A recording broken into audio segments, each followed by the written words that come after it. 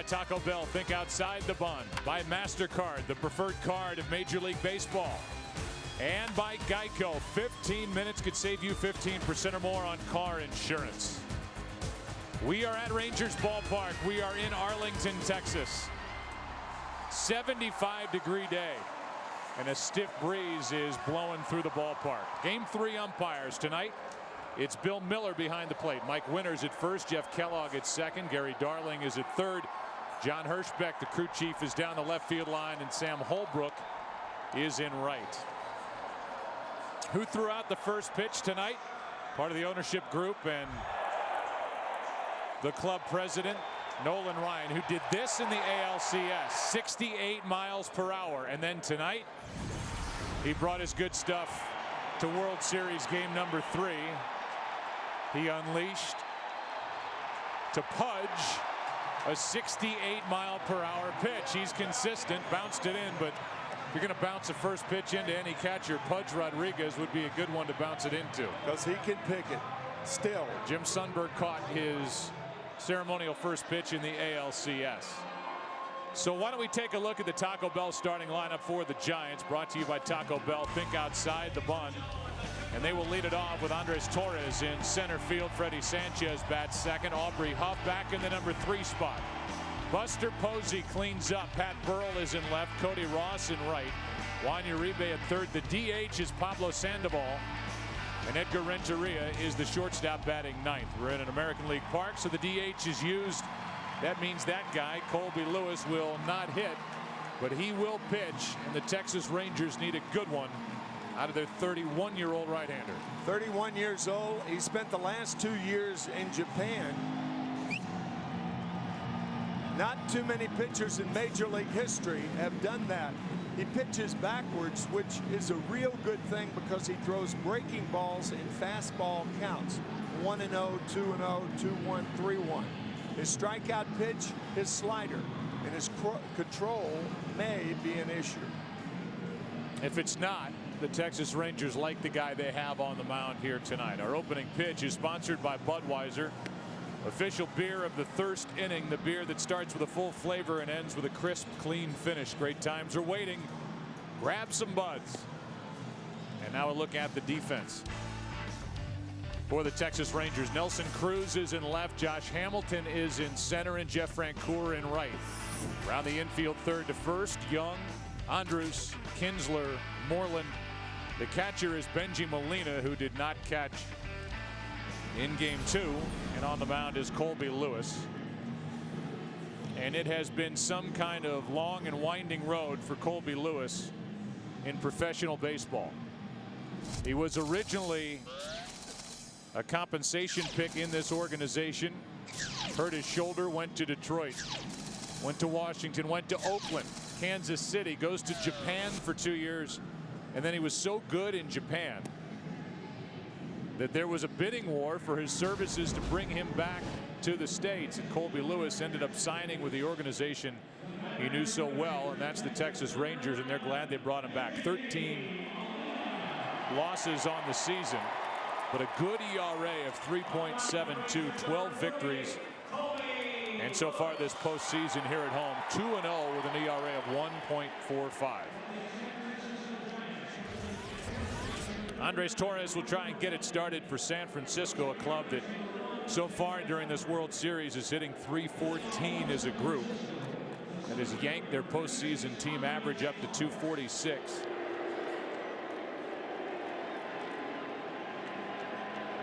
And we are set for baseball here in game 3.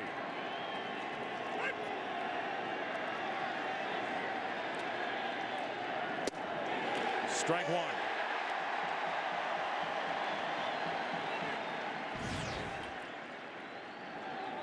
And they're going to throw that baseball out of play. The home plate umpire, Bill Miller, gets a fresh baseball. So does Colby Lewis. He has to rub it up.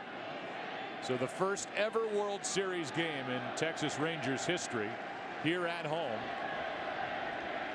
50th year for this franchise overall. They threw the first pitch. Lewis did, and then they put that in a trophy case. Torres hits it hard, but foul past first. Say 50 years. The organization started back in 1961.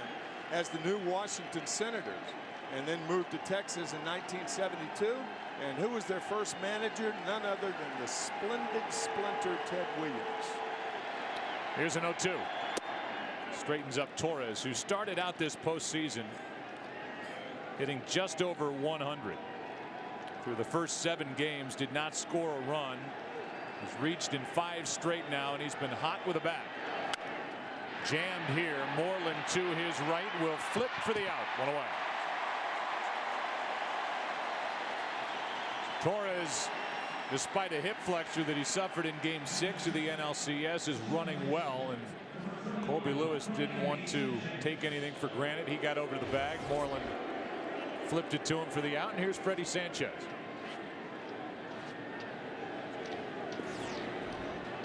All 4 hits coming in Game 1, which included doubles in each of his first 3 at-bats. 2006, won a batting title with the Pirates at .344, came to San Francisco last year and has appeared locked in this World Series. Takes a strike, much to his surprise. Bruce Bochy also talking about Freddie. He had shoulder surgery last December, and Boch telling us before Game 2 that he's just getting strong again, getting his strength back.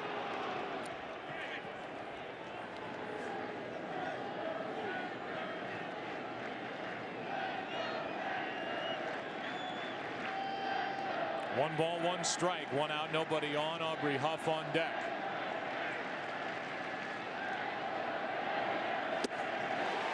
Strike 2. You'll see that pitch a lot from Lewis tonight. Not in that spot. Not high, but that was the slider. That's the pitch off of which he lives. Line drive into right field, and that ball will get down. Francoeur cuts it off, and it's a 1-out single for Freddie Sanchez. Home plate umpire is Bill Miller, talking about shadows here in the early innings. He's wearing a mic.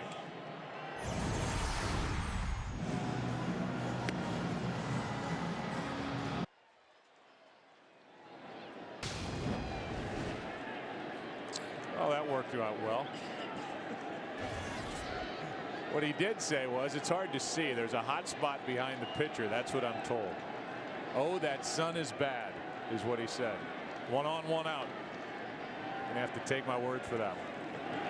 That is down and in to Aubrey Huff, who is 2 for 4 with a home run in his career against Colby Lewis. 3 for 7 this World Series, hitting .283 during the postseason.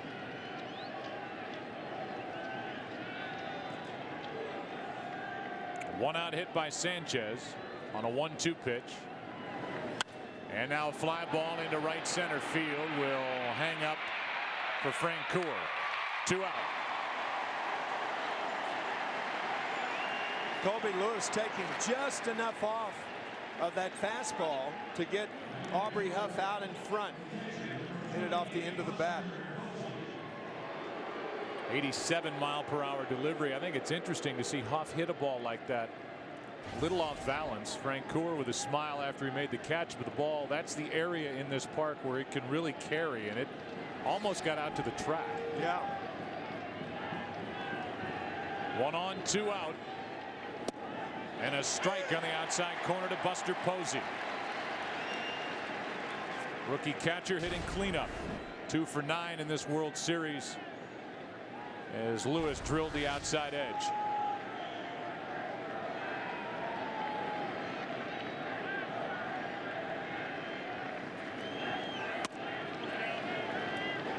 Ball and a strike.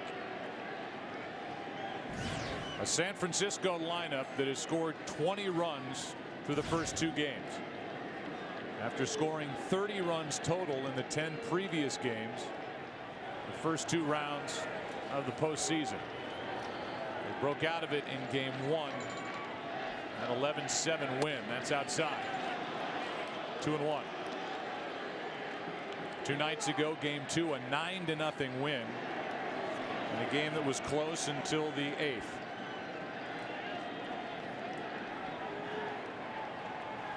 And in doing so, become the first team in World Series history to score 20 runs and win the first 2 games. That's into the corner. Francoeur gives it a look, and that ball is foul. Almost hit that foul pole down the right field line as Posey came close to an opposite field home run.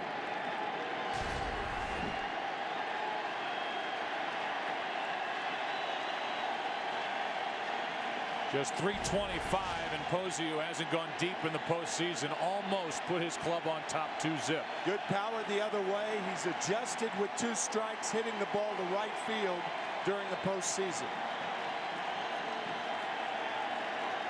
Probably get a slider here. Instead, a check on Sanchez, who doesn't run much.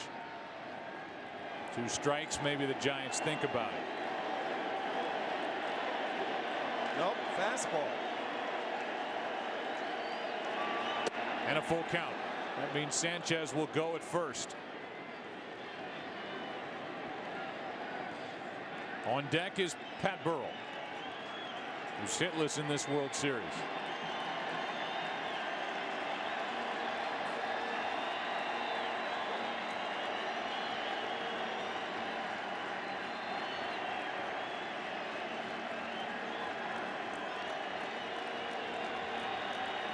Three-two.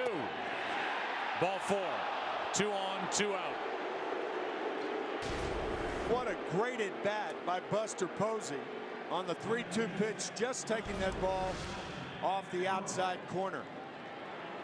And what an opportunity here for San Francisco. Up 2 games to nothing, looking for their first world championship since 1954 with 2 on, 2 out, and Pat Burrell digging in. Burrell during the regular season hit 18 home runs. He's got 1 so far this postseason. That came in game 2 of the division series against Atlanta.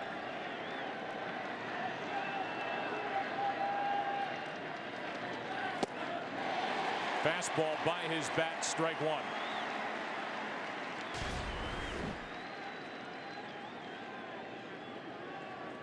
Lewis actually missing by about 6 inches. Molina wanted it away, floated back inside. Strike 2.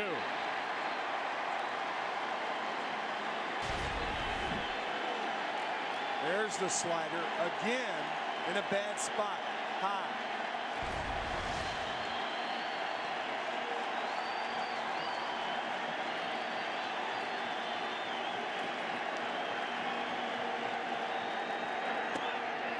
Ball 1 low. 30 of the 50 runs that the Giants have scored in this postseason have come with 2 out.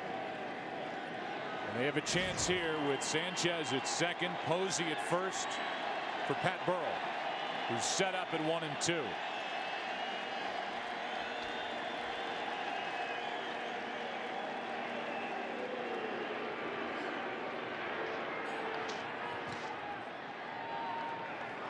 Time called at the plate. Burrell got out. Colby Lewis stepped off.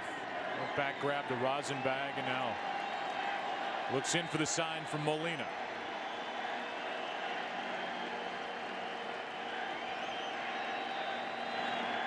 Got it. And Burrell strikes out, leaving 2. Bottom of the first, game 3, no score. The World Series on Fox is sponsored by DirecTV. Just watch TV, DirecTV. By Bank of America, the official bank of Major League Baseball. And by Autotrader.com. Now compare new and used cars side by side at Autotrader.com. Starting lineup for Texas brought to you by Taco Bell. Think outside the bun. Elvis Andrus is getting ready. He's first up. Then Michael Young. Josh Hamilton hits third. Vladimir Guerrero is back in there as the DH in the AL Park. Nelson Cruz, Ian Kinsler, Jeff Francoeur is in right. Benji Molina and Mitch Moreland, the rookie first baseman, is batting in the number 9 spot. And here is Jonathan Sanchez. And his numbers this postseason not good. His last time out, game 6 of the NLCS. when he was warming up, he appeared to be working at a faster pace. When pitchers have problems throwing strikes early in the game, that's one thing pitching coaches will tell them. Work a little quicker. Control has been the issue for Sanchez, and he hits with a strike on pitch number 1 to Elvis Andrus.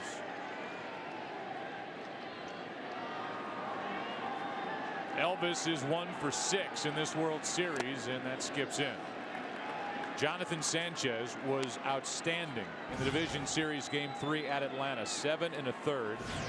1 run, 2 hits, struck out 11, walked only 1. He walked 3 in the first inning, Game 2 at Philadelphia. Ended up losing that game 6-1, although he got himself figured out. There's a strike. And then, Tim, in Game 6, he got into the 3rd inning. That's when he hit Chase Utley.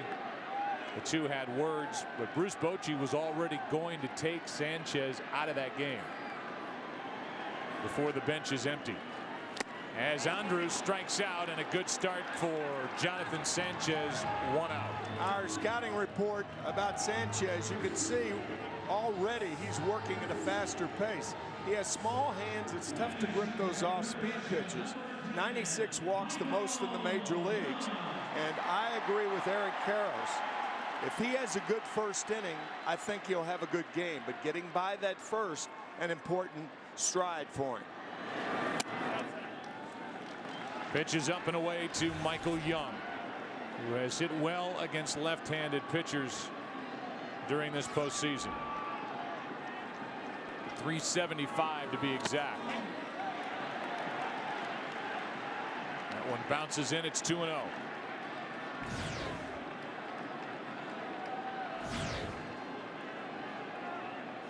We got Josh Hamilton in the on-deck circle, and George and Laura Bush behind him. Right next to Nolan Ryan.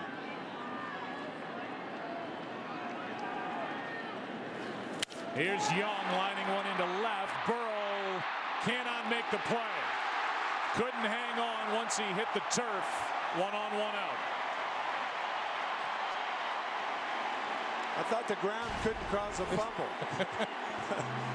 Pat Burrow did not have a good break. And the ball actually hit the ground before it came out of the glove, it appeared. It certainly comes out. It's a base hit for Michael Young. And the Rangers could have something going here in the first inning. Yeah, I agree with you. That ball bounced in. However, the left field umpire, John Hirschbeck, initially put his hand up and then gave the safe sign when the ball came out. You have to go in and cleanly take it out of your glove. And so, in essence, you have to maintain the catch going to the ground in Major League Baseball, as you do in the NFL. As Calvin Johnson and the Detroit Lions know all too well. Here's Hamilton. Popped up off the hands, and the Giants have done a great job pitching to Josh Hamilton as Uribe makes the play. He and Renteria communicating, and a little lunge by Renteria, then he got out of the way. Josh Hamilton now 1 for 9. This fastball inside, Hamilton getting under it. The Giants have manipulated the bat speed of Josh Hamilton, going inside, going outside, throwing breaking balls in the dirt. So far, a great job to Hamilton. Now Vlad Guerrero, the DH who hit 300, popped 29 home runs, and drove home 115 on the year. And the Rangers are happy to have his bat back in the lineup. Made 2 errors as the right fielder in Game 1.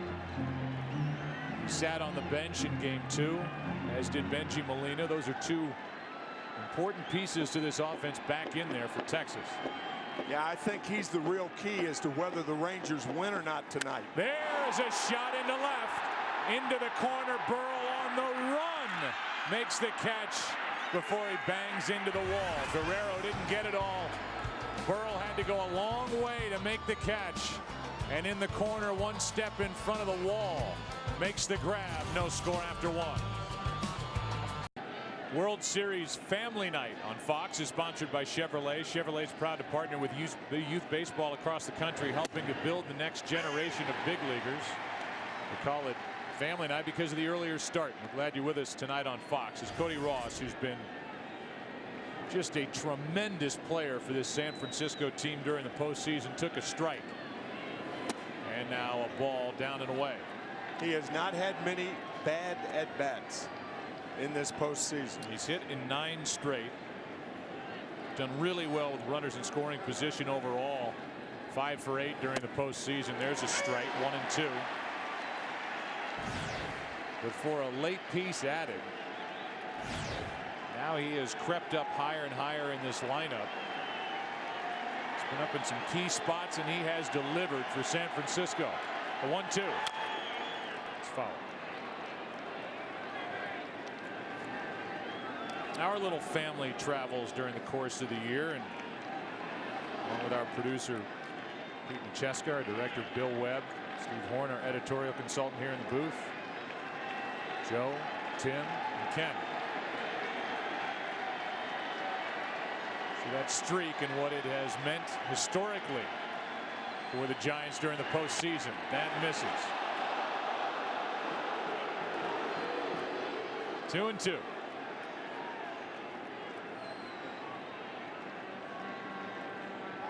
Ron Washington certainly had more of an edge to him tonight when we met with him before the ball game.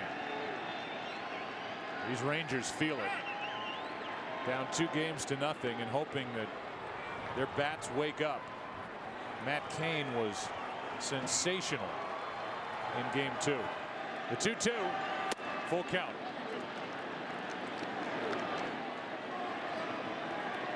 Lincecum was good in game 1. Cain was spectacular, especially when the Rangers had opportunities with runners in scoring position.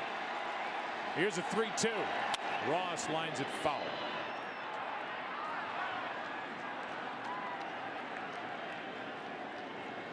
Pat Burrell could not come up with that line drive base hit off the bat of Michael Young, but he made a very good running catch in the corner. Had to go a long way to end the first inning of the ball hit by Guerrero.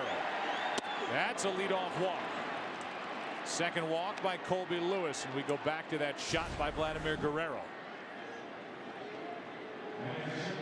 Ball off the end of the bat. Just a little bit. It shows you how strong Guerrero is. That sound not quite on the sweet spot, and Burrell makes a terrific play.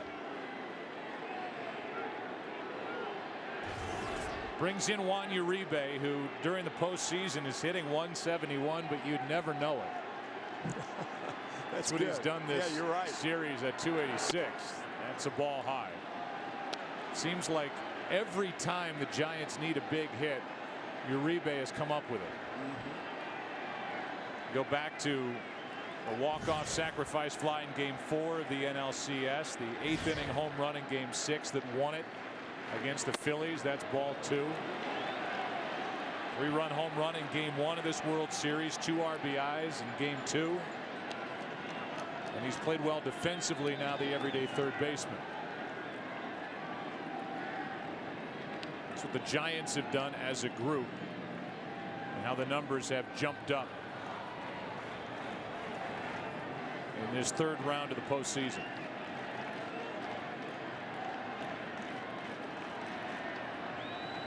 Here's a 2-0. Popped up. Right side. Playable for Kinsler. Foul ground, 1 out.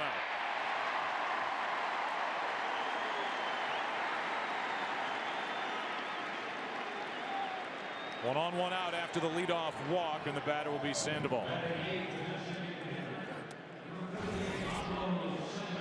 Talked about it during the NLCS that the weight gain by Pablo Sandoval has basically cost him the opportunity to play more defensively. They have a perfect situation to get his bat in the lineup here in the AL City and use him as the DH. But it's something that the Giants, and in particular Pablo, have to tackle over the offseason, as they tried to do last offseason. Strike 1. Not only a switch hitter, but he's ambidextrous, as we found out tonight before the game.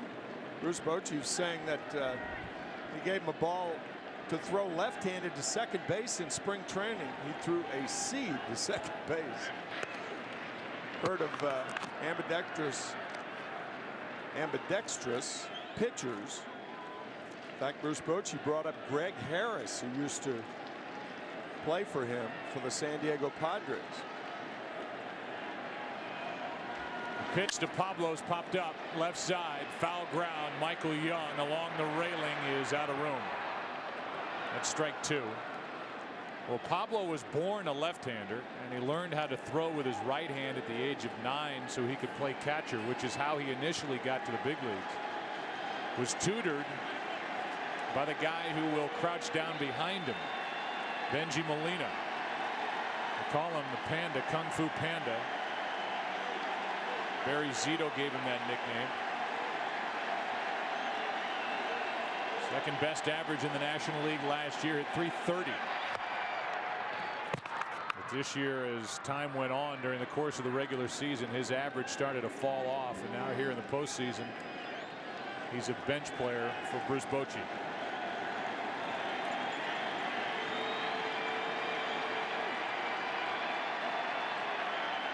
The 0-2.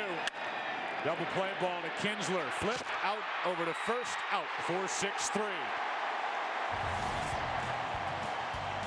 We go to the bottom of the second with Cruz, Kinsler, Francoeur coming up. We are in Texas, and there is no score. The World Series on Fox is sponsored by Budweiser. Great times are waiting. Grab some buds. Up above, our aerial coverage is brought to you by DirecTV. Get movies a month before Netflix with DirecTV. Call 1-800-DirecTV. Kids having a good time out beyond center field here at Rangers Ballpark. Here's Nelson Cruz shooting one to center. Back as Torres turns off the wall. Cruz will hand first, slide into second with a leadoff double. You will not see a ball hit much harder than this to center field. Andres Torres stood in his tracks momentarily, and by the time he turned around, that ball hit the wall. What a rocket off the bat of Cruz, a man who Ron Washington said does not know yet how good he is. It was either going over the wall, might have gone through it. Through it, right. It drilled it up high and bounced back to Torres, who ballooned it back into the infield. It's a double. And here is Ian Kinsler, who was a career .312 hitter here in his home park.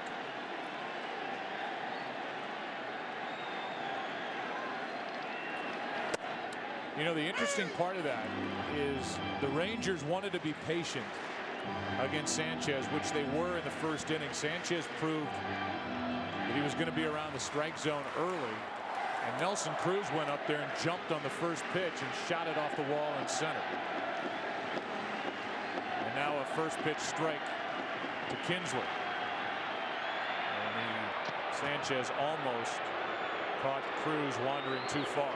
Joe, it's a tough lineup to be patient. They're a very, very aggressive team, and that's why Sanchez presents a lot of problems for the Rangers. But that hit by Cruz was not one of them. Kinsler grounds to the shortstop. That advances the runner. Good base running by Cruz. 1 out. If you're the runner on at second base, when do you go to third? If the ball is hit at you or to your left, you go to third. This ball is hit at Nelson Cruz, and he takes off for third base. Very, very alert base running by Nelson Cruz. That's a big man going second to third. Somebody who stole 17 bases. That's what Ron Washington is talking about. He's got all the power you could ever want, and he can run. And now it's Jeff Francoeur, who started this season. Well, he's bounced around as the infield is back. Here's a grounder to third. Now Cruz goes back to the bag. Out at first. 2 out. Francoeur grounds out to third, and Cruz is standing there with 2 away. That is not a good base running play. If you're going on contact with the infield back, Uribe is back, His first move was back toward the bag. With the infield back, to me, you land on your right foot. You use that as a brake to go back, or it pushes you forward. You've got to score on that ball. And now it's Bengie Molina who is looking for a 2-out RBI hit.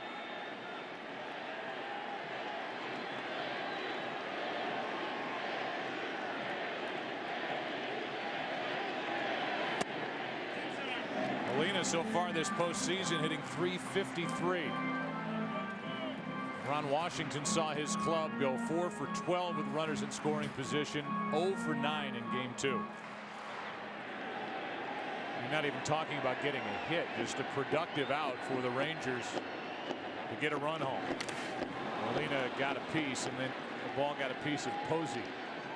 1-1.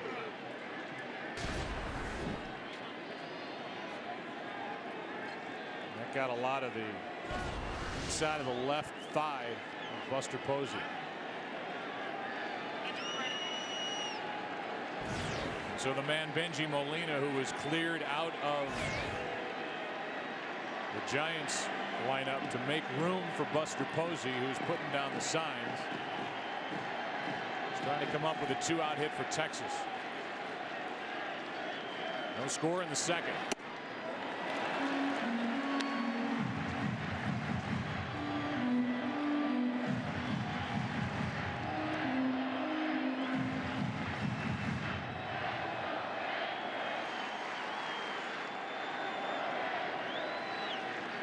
Molina with 8 RBIs this postseason.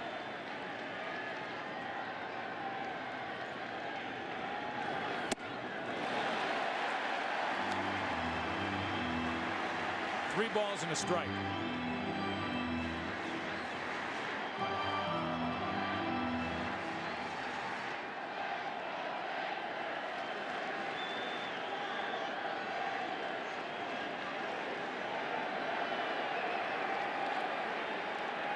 Well, that'll put runners at the corners with 2 out and leave it in the lap of the rookie first baseman Moreland. Mitch will walk to the plate, 3 for 5 in this World Series. Now dealing with the left-hander Sanchez. Yeah, the only left-hander in the Ranger lineup. Sanchez was very, very tough on left-handed batters this year. Left-handed hitters hitting only 181 against Jonathan. Sanchez trying to get around that leadoff double. 2/3 of the way there.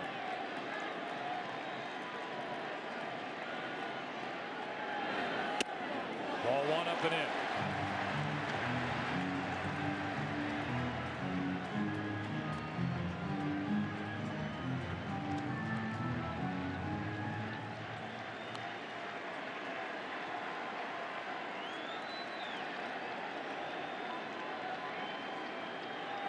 Moreland so far is 1 for 8 against left-handed pitching this postseason.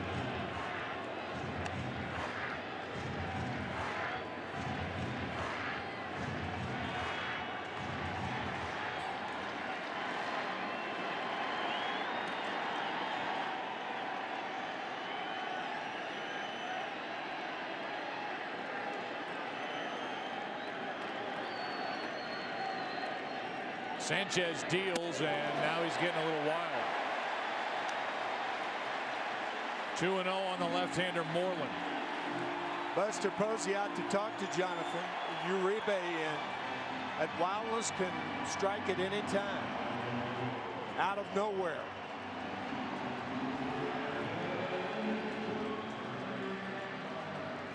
That meeting is dominated by Uribe. Posey just turned around and went back to the plate once Uribe showed up. Yep. Now Uribe is going back to third base.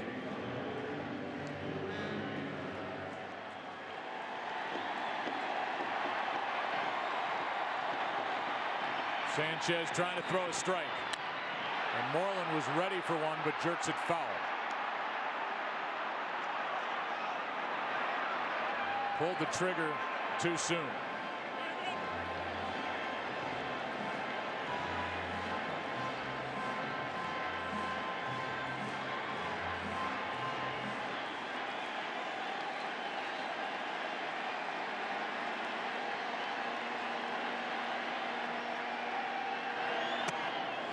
Inside corner, 2-2. And a big pitch there for Sanchez. Instead of 3-1, it's 2-2. As Sanchez gets the call.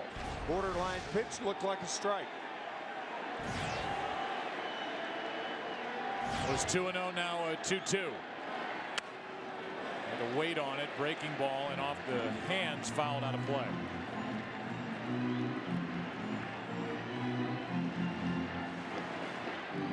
Mitch Moreland, a rookie first baseman, who was told after 2008 by this organization they thought maybe he would be better off trying to make it to the big leagues as a pitcher.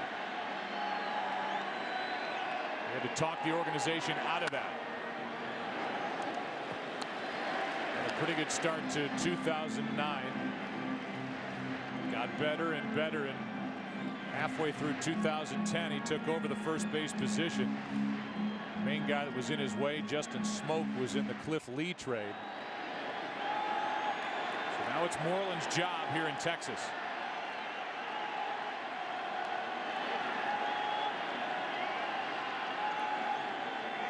The 2-2. Really good at bat.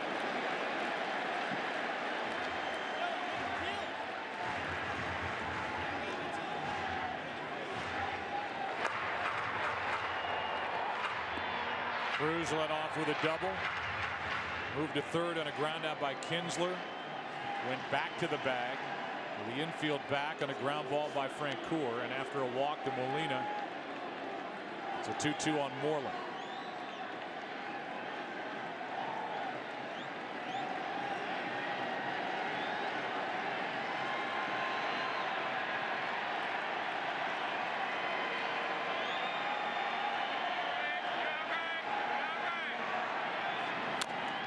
Another foul.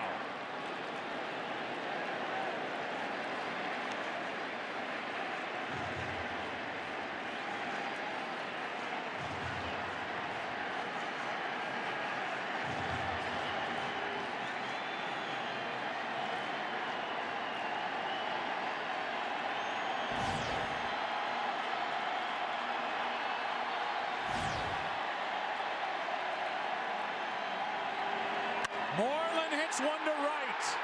3-run shot. 3-0 Texas.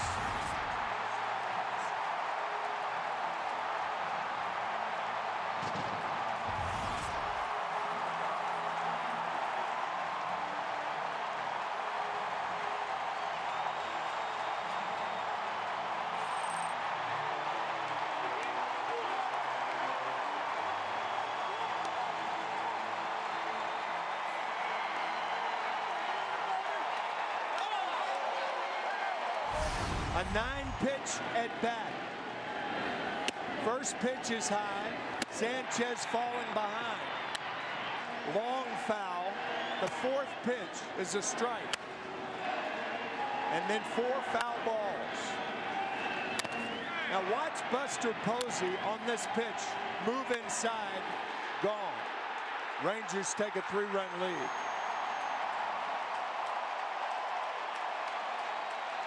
And the reaction from Nolan Ryan as Andrus takes a ball up and away. What an at-bat by the rookie first baseman, Mitch Moreland.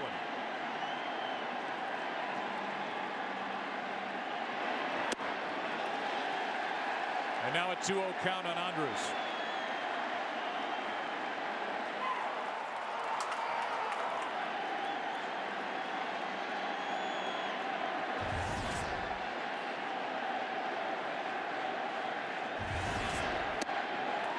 Ball 3. Mitch Moreland played his college baseball at Mississippi State. That was the same school attended by the great giant, Will Clark. And that to me looked like a Will Clark at bat right there. There's a strike.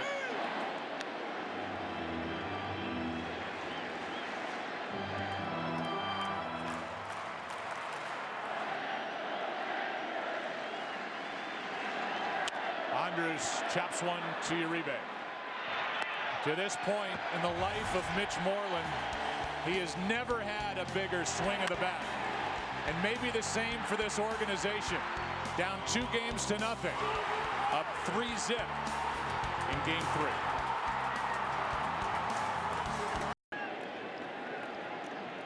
Edgar Renteria first up for the Giants. Strike one from Colby Lewis. Renteria making his 62nd career start at shortstop during the postseason. And he has really been a lift to this Giants team. He takes a pitch down and away. It's his 7th postseason overall. He's in his 3rd World Series. He's already been a hero for the Marlins back in '97. Part of a Cardinal team that was swept by the Red Sox in '04, and now he's driven off the plate by Lewis with ball 2. A big question before the World Series began, will Renteria retire? Tell you, success from the game lures you back. I would think. Teases you. So a 2-ball 2-strike count. And a guy who was on the disabled list 3 times this year. They only got 3 home runs at the end of a 2-year $18.5 million deal. He has stepped up in October. That's strike 3, and Renteria reacts about as much as you'll ever see him react. 1 out. I think Edgar thought it was both low and outside. That's a slider, the vintage pitch from Lewis, and that pitch was a ball. I agree. Although in our grid it looked like it caught the bottom portion of our look at it, our graphic of the strike zone. By the time Molina received it, Renteria looked down and Molina's glove was headed to the ground. It was called strike 3. Torres takes a strike. 1 ball 1 strike. Andres grounded out his first time. We talked about Colby Lewis and his travels. Spent 2 years in Japan. He was quoted during the postseason as saying, you know, he and his wife were thinking maybe 1 more year in Japan and that'd be it. Only 31 years old. But he got it together, and all of a sudden there was a bidding war for his services back here in the States. Here's Michael Young. 2 out. Ken Rosenthal with more on really the life of Colby Lewis and the career, Kenny. That's right, Joe. One reason they came back from Japan, the Lewises, is that Jenny, Colby's wife, suffers from Graves' disease. That's a thyroid condition. Colby wanted her to be comfortable. They wanted to have another child, a second child, and they wanted to get health insurance from a major league club. Well, the good news is that Jenny is in remission, no longer under any medication, and yes, she's pregnant again. And here is Colby, thank you, Ken, who has starred here at home this postseason for the Rangers. Here's a fly ball into center. Off the bat of Freddie Sanchez. Hamilton drifts back and grabs it. We go to the bottom of the 3rd here in Game 3. Rangers lead 3-0. This game of the World Series is sponsored by DreamWorks Megamom. Batter up. In theaters Friday, November 5th. Rated PG.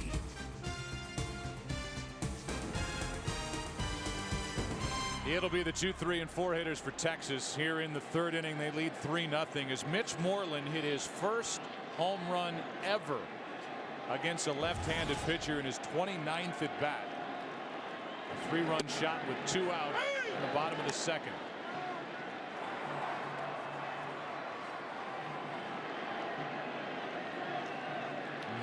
Moreland is now 4 for 6 in this World Series. Ball and a strike on Michael Young.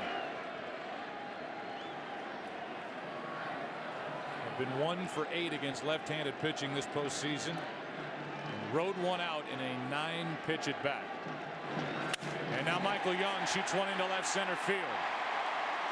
Burrell over to play it. Leadoff man is on, and Young is 2 for 2.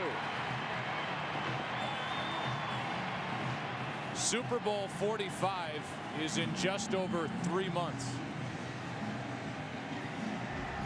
And it is just down the street here in Arlington, Texas. February 6th. First Super Bowl in the Dallas area. 3rd in the state of Texas.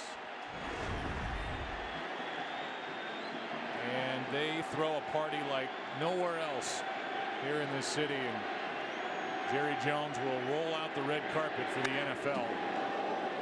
The 6th of February, and Super Bowl 45 is right here on Fox. Bad news is for the fans in this area, the Cowboys are 1-5, and their starting quarterback Tony Romo has a broken left collarbone. Some Elvis Andrus fans right there. Halloween fans, as that's tomorrow. That's right, Halloween Eve. So if you're tuning us in at some Halloween party in some spot across this country, thanks for joining us. It's game 3 of the World Series, and another check on Michael Young.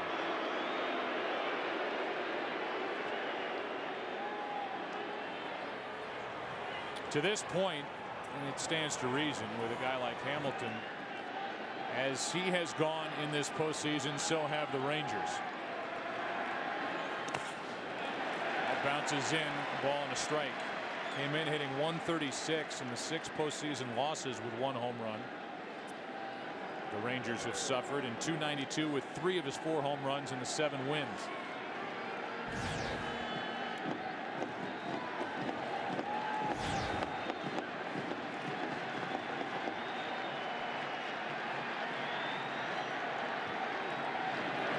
Hamilton takes a strike. Good pitch from Sanchez. Strike 2. Good breaking ball from Sanchez, right where it should be.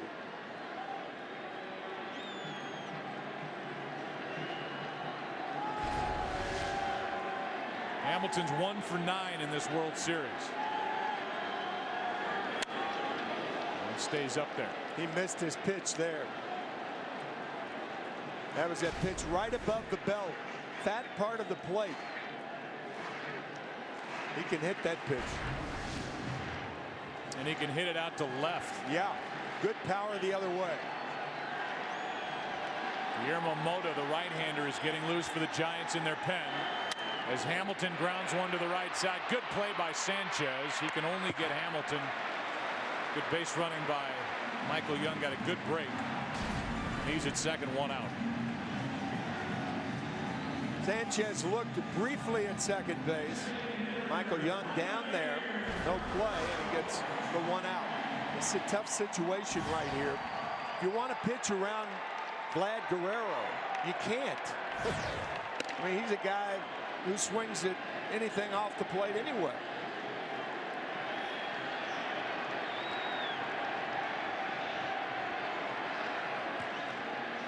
Certainly you don't want to walk him intentionally, not with Nelson Cruz on deck. Sanchez right now pitching to stay in this game, and he misses outside, ball 1.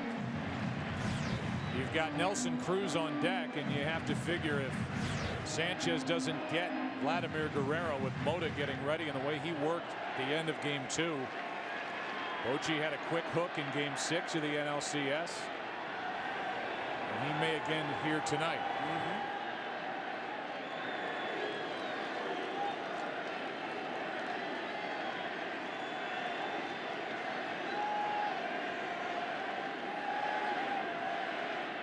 Here's a 1-0 to the third baseman Uribe. Looks at Michael Young, gets the out, 2 away. And the batter will be Nelson Cruz. The pitcher will be Jonathan Sanchez. Major League Baseball and Fox celebrate 2 great fall traditions, the World Series and Halloween, and tonight proud to announce the winners for the first ever World Series of costumes, as selected by American Idol's Randy Jackson and Ryan Seacrest from the thousands of photos submitted by fans. Tim, bad news, yours was not selected. The winners are Khalil, representing the Yankees, Lydia, representing the Brewers, and Reagan, representing the hometown Texas Rangers.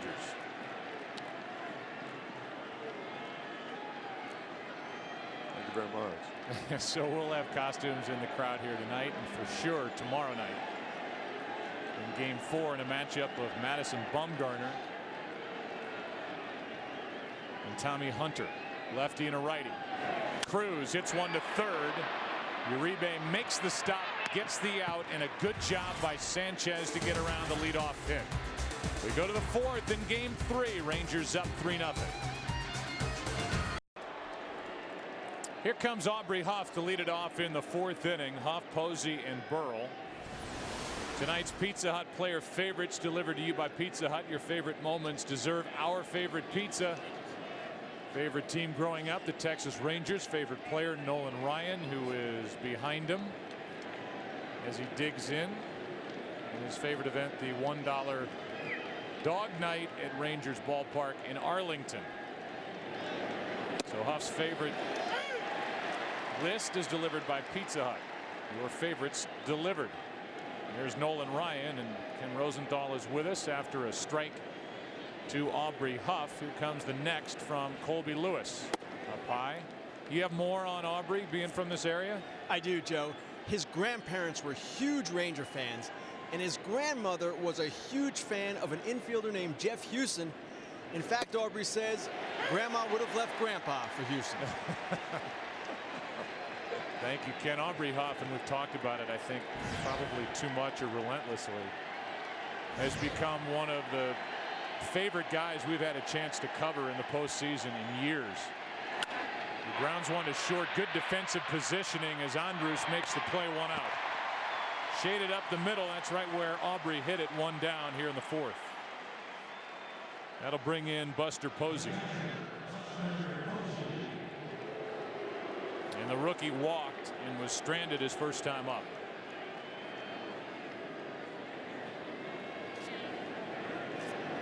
But I'm sure we talked more about it during the NLCS, that this is a group, and it's worn out by now, but misfits, whatever you want to call them, dirty dozen, that's what Bochy called him. Here's a base hit into left, and Posey's on base for the second time tonight.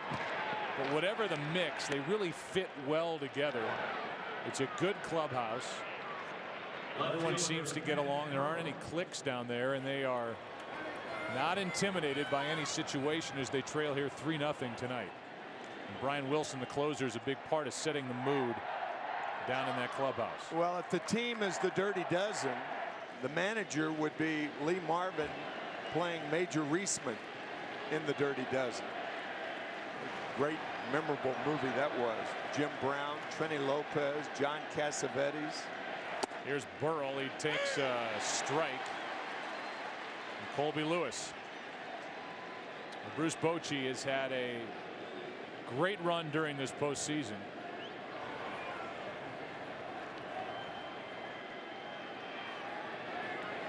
There's a strike, and it's 0-2. Bochy, who was a teammate with the 1980 Houston Astros, teammate to Nolan Ryan.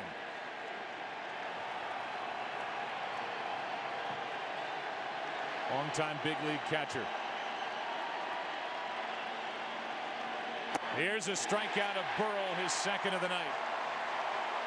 1 on, 2 out.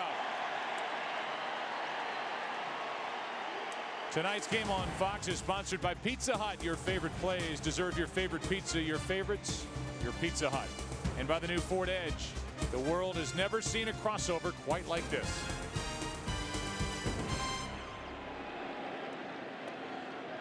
Here is Cody Ross, who walked his first time up and then was involved in the double play hit into by Sandoval.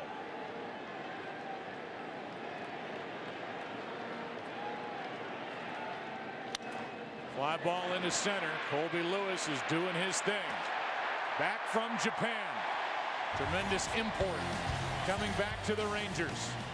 He has shut out the Giants through 4 into the bottom half. 3-0 Texas.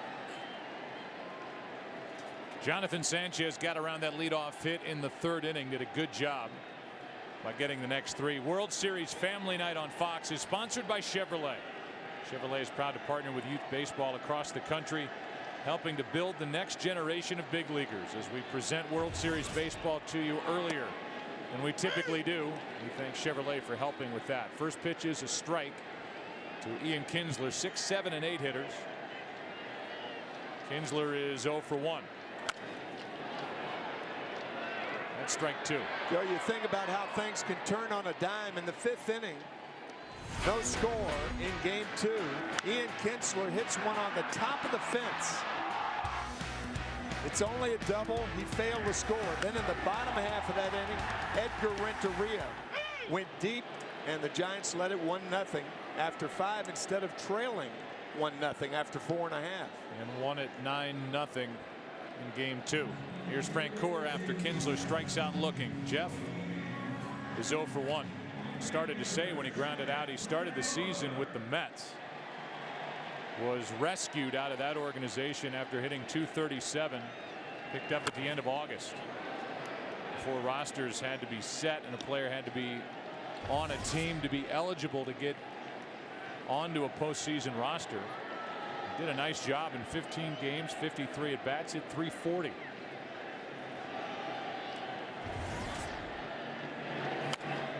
That's strike 2. Francoeur is a guy who came up with Atlanta first full year in the big leagues, hit .300 with 14 home runs. Hit 29 home runs in 06, 19 in 07, and then the production started to taper off. Here he is with the Rangers as he takes strike 3 over the inside corner, 2 out. Bill Miller, the home plate umpire, is giving the pitchers a big strike zone. This one is called strike 3. Well, you saw that pitch to Renteria. Renteria thought it was low. Francoeur thought that ball was inside. So you're right. East and west, north and south. Bill Miller very liberal behind the plate tonight. And my personal opinion on it is this is a better game, the game of baseball, when the home plate umpire will call strikes. If it's a strike. Well, yeah, but I mean, some guys, the strike zone becomes so small that it just drags an at bat on. If hitters know that the pitch, the borderline, is going to be called a strike, they'll go up there ready to swing. Pitchers are more ready to bring it to them, and the game moves at a better clip. Yeah, high. I think the high strike zone is the one that most people around baseball would consider not called anymore. That high strike. That's too high. I think Jim Palmer was the one who said, if I pitched the way I pitched in my day currently with a strike zone and how they don't call the high strike, I wouldn't be successful. He lived up there. He did. High fastballs. High fastballs and high curveballs. Here is a 4-pitch walk to Benji Molina. He has the 2 walks tonight that Sanchez has handed out. Tonight's AT&T trivia question: who was the last American League team to win their first World Series game at home?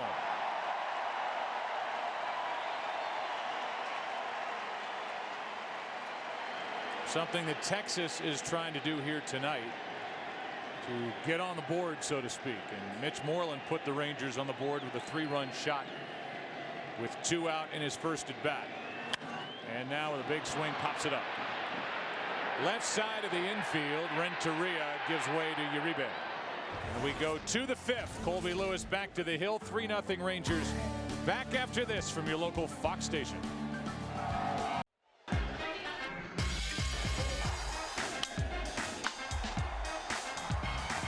Juan Uribe playing in his 2nd World Series during this entire postseason. He has driven home 9. He's made the most of his 6 hits. And he has been a performer here in the postseason for San Francisco. 6-0 personally in World Series play as Uribe after he took a strike. He was a winner, won it all with the White Sox when they won it in 05. 4-game sweep over Houston. Tell you, that slider of Colby Lewis just keeps on sliding. And it's getting better. Yeah, it is. He was up with it early in the game. Here's the 0-2. Well outside to Uribe, ball 1. Sandoval the DH, then Renteria.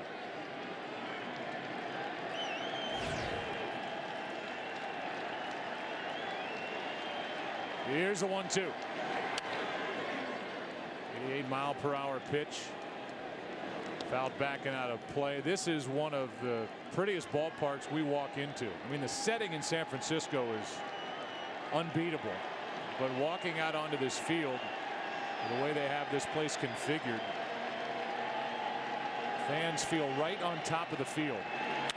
And Uribe flies one to center. Back is Hamilton in front of the track. 1 out. This is a ballpark that opened in '94. This is the 17th year they've played here. And did you know the food consumption at the game, bottled beer, by the way, this is per game. 45,000 plus bottles of beer compared to only 15,000 jumbo hot dogs. That's quite a ratio. Nachos, bottled sodas, burgers, sausages.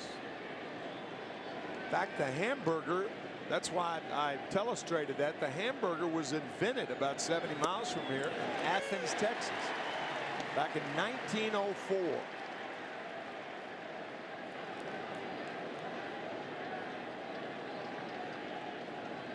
It's one of the healthy plates that guy's bringing back to his seats. There's a foul backing out of play. No cholesterol whatsoever.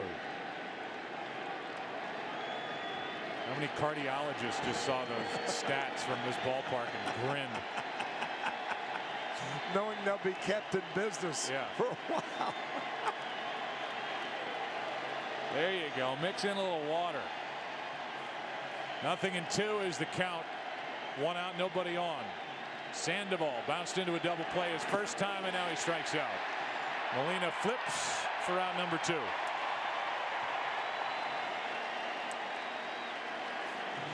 With the bases empty, Renteria, who was called out on strikes his first time,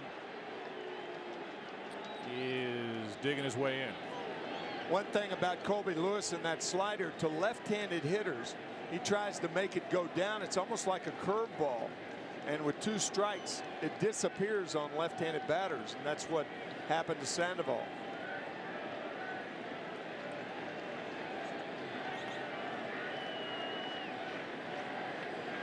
The 2 out, Renteria chases. First pitch strikes.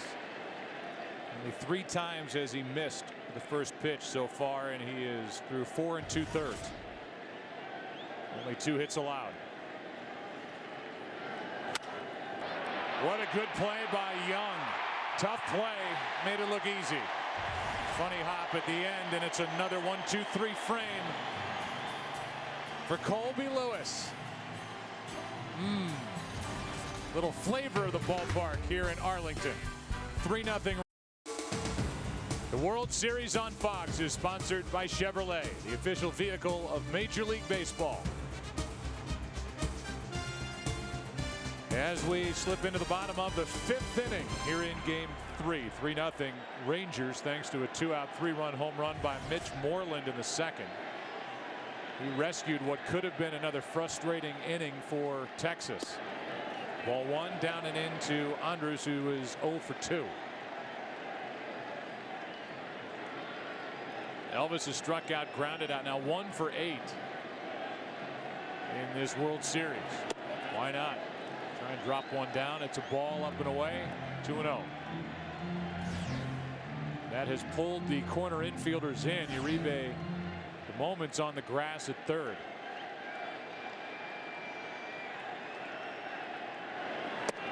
Strike 1. Only 11.5% of Elvis's hits this year for extra bases. And we talked to Ron Washington about whether Elvis will gain power as he gets older, and he thinks he will.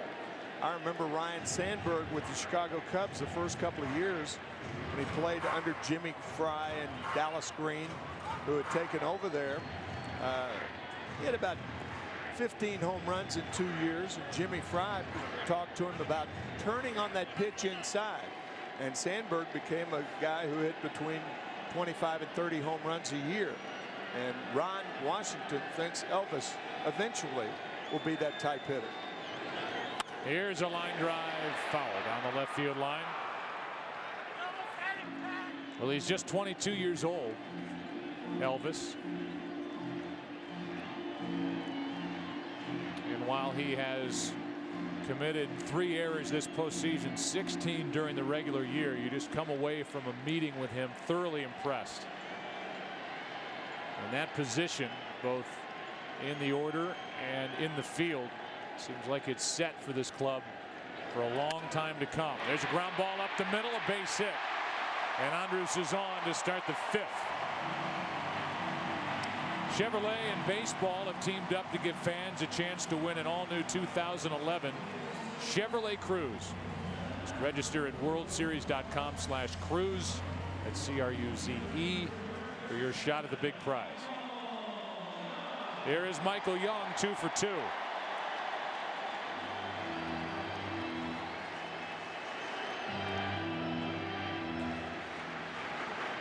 And a Texas Rangers lifer is Michael Young.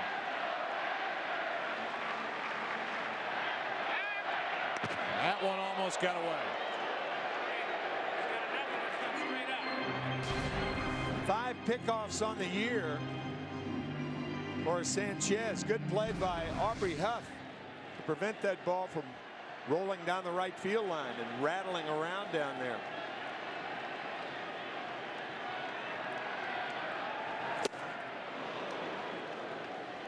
Michael Young has to stretch out after that swing. He is a career 300 hitter in the big leagues. Won a batting title in 2005 when he hit 331.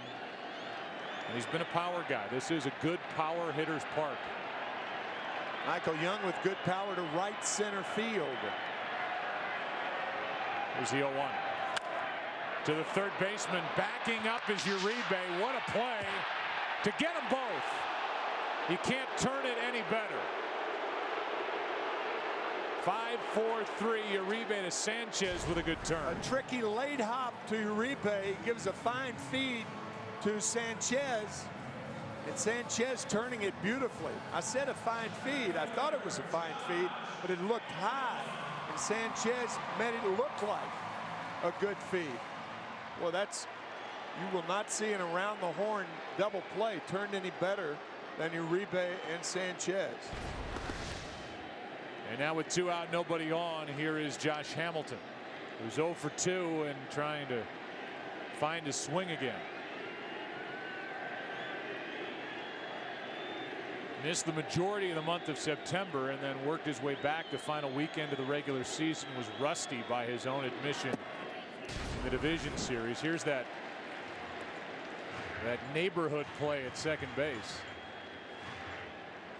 Second base umpires will usually give a second baseman the benefit of the doubt. One of the few times we saw it called where the runner was safe was in last year's ALCS in Game 2, Yankees and the Anaheim Angels. I'm not so sure that either guy was out. Let's see if Sanchez, by the time he gets this throw, just coming off the bag, I think he might have still been on it just a bit. I thought so. Yeah. And then the throw over to first. Yeah, he's on the bag.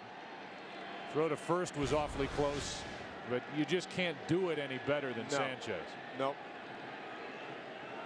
And now with a 2-1 pitch, Hamilton hits one to right. A no-doubter for Josh Hamilton. It's 4-0.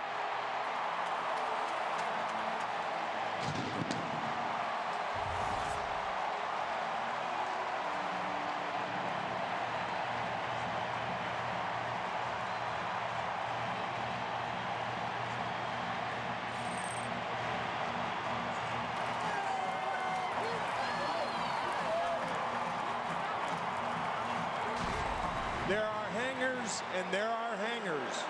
This was a major league hanging curveball, but not for long. Hit 32 during the regular season as Vladimir Guerrero takes a ball high. Ouch.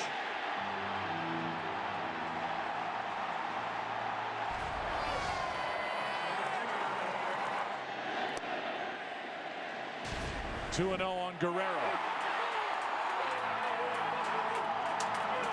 Ron Washington would love to see number 32. The man who drives this offense get hot, as he did when he won the MVP award in the ALCS against the Yankees. Got to the point the Yankees didn't want to pitch to him at all. And when they did in the clincher Game 6, the guy at the plate got him. Vladimir Guerrero. Jonathan Sanchez gave up 5 home runs to left-handed batters this year He's given up 2 here tonight. Here's a 3-0. Guerrero, that's not close. A 2-out walk. And that's going to be it. It appears for Sanchez. Cannot get through 5, and here comes Mota.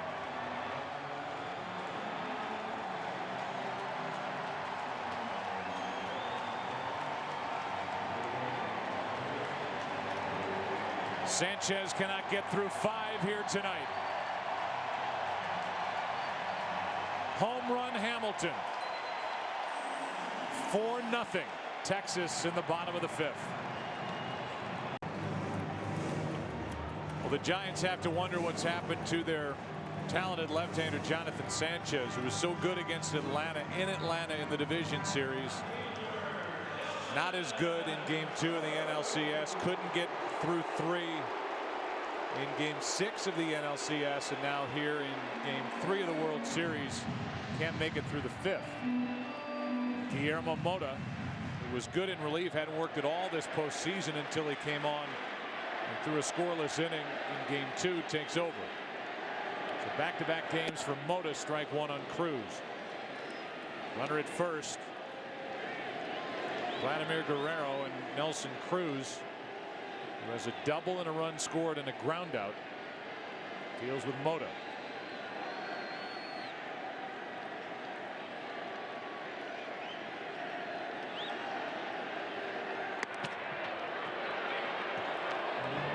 We talked about it in game 2 about how uncomfortable Nelson Cruz starts out.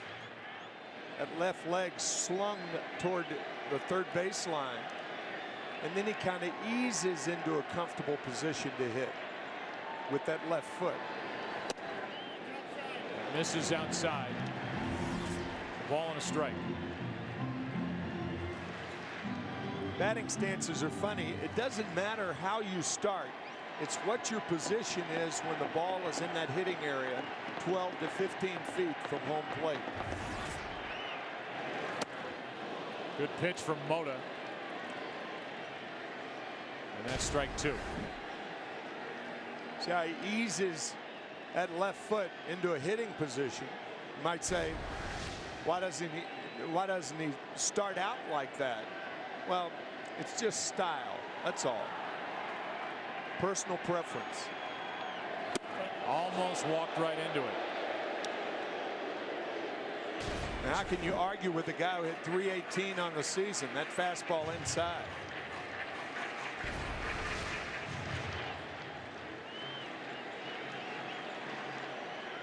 Two and 2.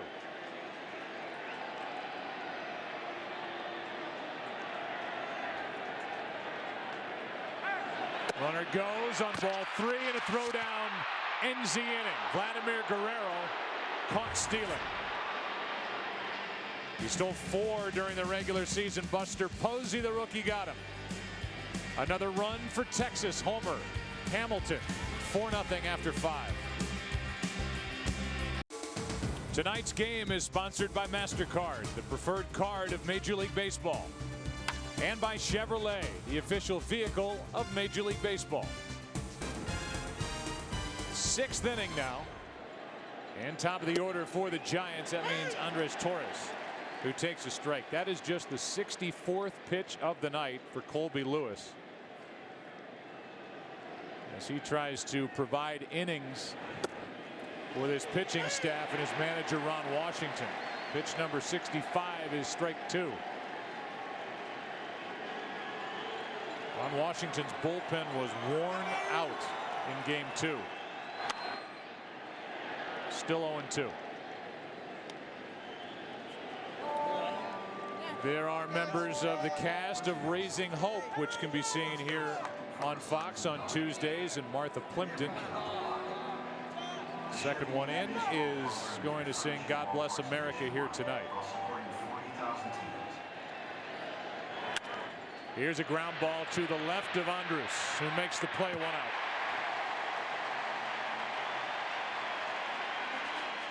Well, it's a big day of sports and a great Fox NFL Sunday doubleheader. Big early game is the Green Bay Packers at the New York Jets, who are rolling. Redskins, Lions, Panthers, Rams, and then late America's Game of the Week. Vikings at the Patriots, as well as the Bucks and Cards, Seahawks and Raiders. And the big question is, will Brett Favre start? He, in the regular season, has started 291 straight. And Randy Moss is, as you know, back in a Minnesota uniform, now the teammate of Brett Favre, who had hoped that he would join him in Green Bay. Randy Moss is going back to take on the Patriots. That's where he has been. That is over the head of Freddie Sanchez. And he's just lucky to get out of the way. Everybody excitable here. This is just a curveball. You can see it curve. If you're going to get hit, you want to get hit by a 76-mile-an-hour curveball and not a 95-mile-an-hour heater. Here is a 1-1. Reaching for it, Michael Young takes care of out number 2. And by the way, as always, the coverage begins football-wise tomorrow at noon Eastern, 9 a.m. Pacific, with a Ford Fox NFL pregame show brought to you by the all-new Ford Edge Drive 1. And then we'll be here tomorrow night after a long day of football with good matchups for Game 4. Madison Bumgarner against Tommy Hunter. Hunter has struggled so far this postseason. 0-1 ERA over 6 in 2 starts. Strike 1 on Aubrey Huff. There's a lefty, Bumgarner, who has been impressive. He has proven to the Giants he is unafraid in the postseason. Just turned 21. That one's down into the right field corner. Off the bat of Aubrey Huff, and that will go for a 2-out double. Not running hard, coasting into second, and Francoeur, who kicked it along the wall, has time to get it back in. Huff is content with a double. First extra base hit for the Giants tonight as Aubrey Huff steps into a high breaking ball. I'll tell you, Lewis has gotten away with some hangers tonight. He didn't get away with that one. Here is Buster Posey. Buster's been on base twice. He has walked and singled. Still looking for his first postseason home run. He hit 18 in 108 games during the regular season with the Giants. That young battery, here's half of it tomorrow night with a 21-year-old Bumgarner. Posey's 23 and he takes a ball high.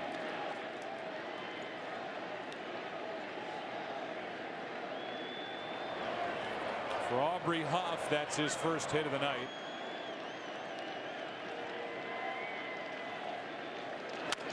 There's a grounder foul outside third.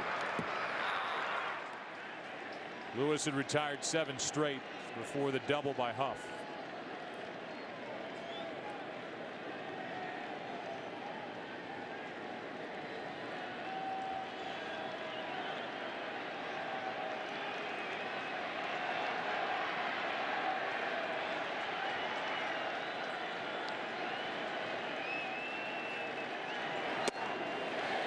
Strike 2. Talked about it earlier. Buster Posey has shown resiliency at the plate, the ability to adjust with 2 strikes and go the other way.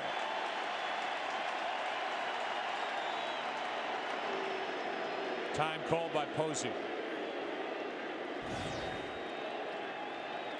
On deck is Burrell. If he gets to the plate here in the 6th inning, he could make this a lot more interesting. That's up to Posey and Colby Lewis. Got him looking. Strikeout number 5. Rangers up by 4.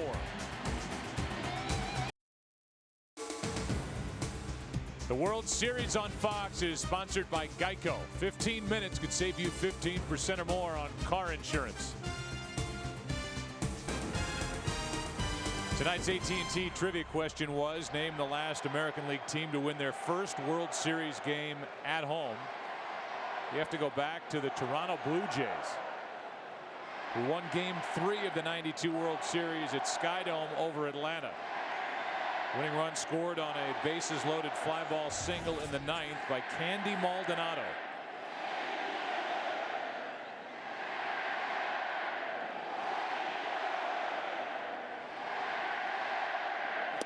Nelson Cruz was at the plate when Guerrero was thrown out stealing in the 5th.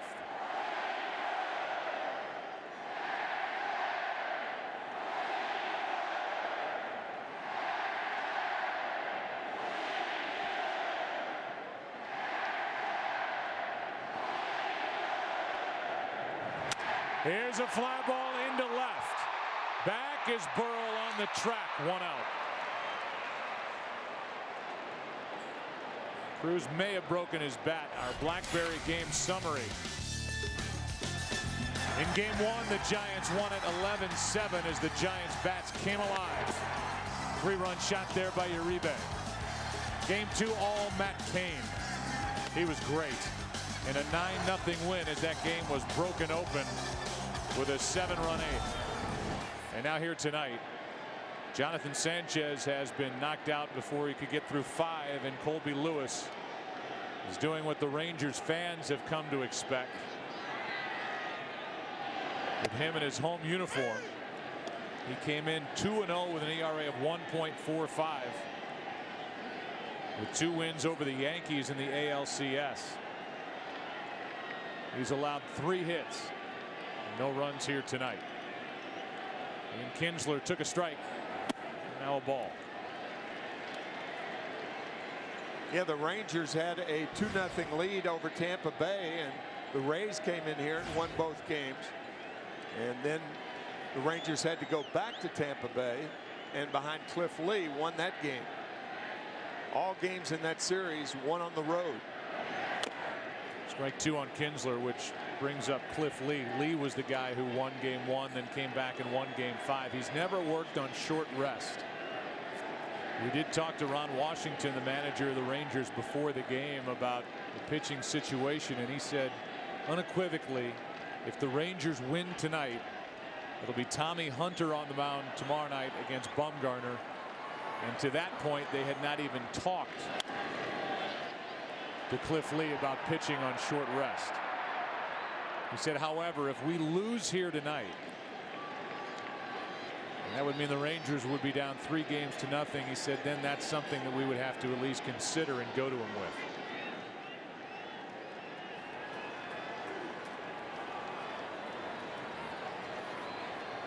But I think you can make the case that even if the Rangers win here tonight, still trailing in the series 2-1, you have the opportunity to pitch Lee 2 more times if you got the ball tomorrow night.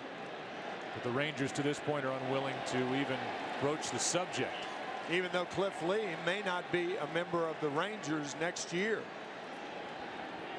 This being his walk year and the first time that he has been a free agent.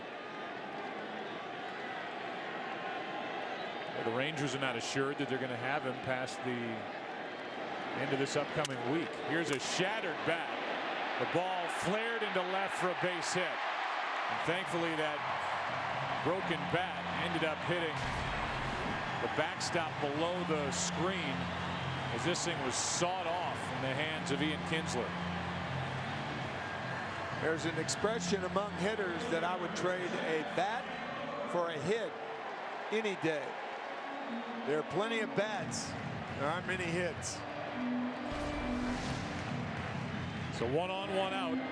Frank Gore will be the hitter. Struck out his last time up, grounded out his first time. Now dealing with a right-hander, Mota.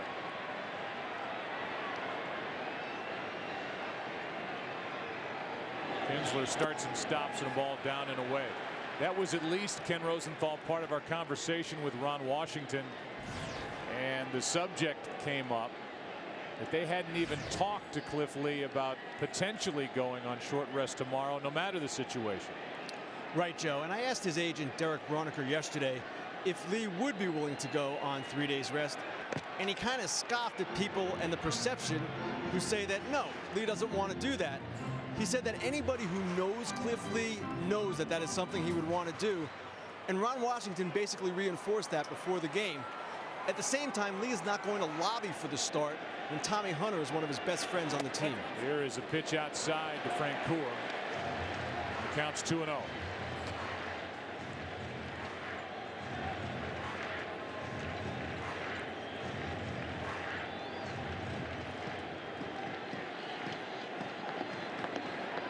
Seems as though we have similar conversations about 3 days rest every postseason. Every year. Here's a 2-0. Ball 3 on Francoeur. And it's becoming more and more and more distant where pitchers, anybody, regardless of their courage, their guts, that managers and pitching coaches just shy away from pitching, starting pitchers with just 3 days rest in the postseason. Here's a 3-0 runner goes. The throw down to second, not in time. On strike one to Francoeur. Stolen base, Ian Kinsler. He stole that base off Mota. Buster Posey had no chance. Actually makes a good throw.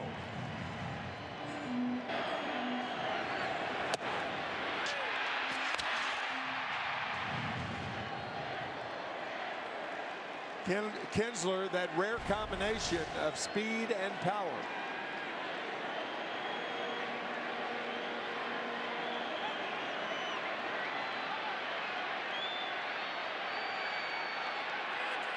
Time called at the plate. And just to put a capper on that, I think if you're Texas and you traded away Justin Smoak, your top hitting prospect, and 3 others to basically outbid the Yankees to get Cliff Lee to come to Texas, you're in your first World Series in franchise history, and you're down in this series 2-0 coming in.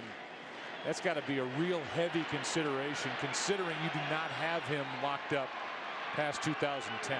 I couldn't agree with you more, but unfortunately the baseball establishment and the powers that select pitchers select them on that basis, that they've got to have 4 days rest. I don't agree with it.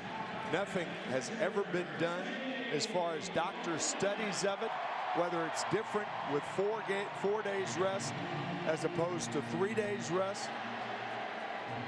No one's ever done a study of that particular issue.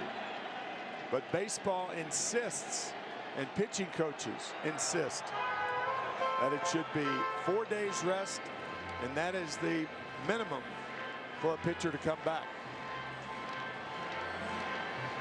Here is Benji Molina now with 2 on, 1 out.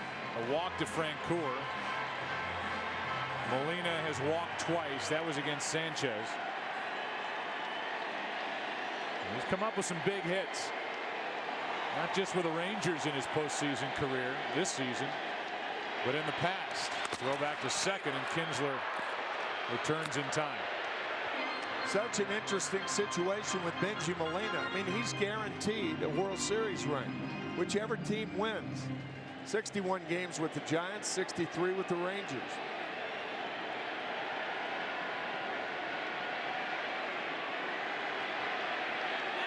It's a 4-0 Rangers lead here in the 6th. And a tap foul by Molina. We give you our in-game box score brought to you by Geico. Tim talked about the 2 through 6 hitters and how they needed to step it up for Texas. And they are 5 for 14 with a home run. The other home run belongs to the number 9 hitter, who so far has the biggest swing of the night. 2 out, 3-run shot. 2 on here, 1 out, and a strike on a good pitch on the outside corner from Mota. It's 0-2. That guy is on deck. Mitch Moreland. That's why Affeldt is getting loose for the Giants in their pen.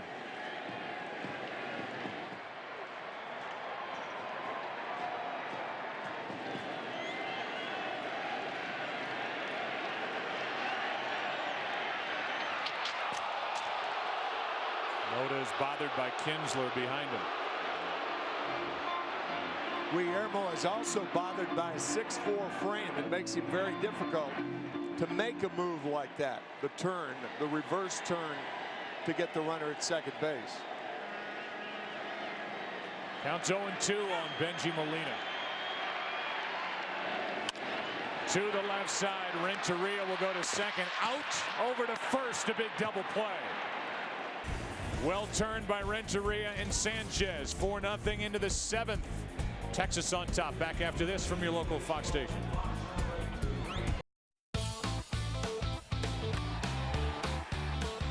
Texas Rangers have had their fun tonight. Back home.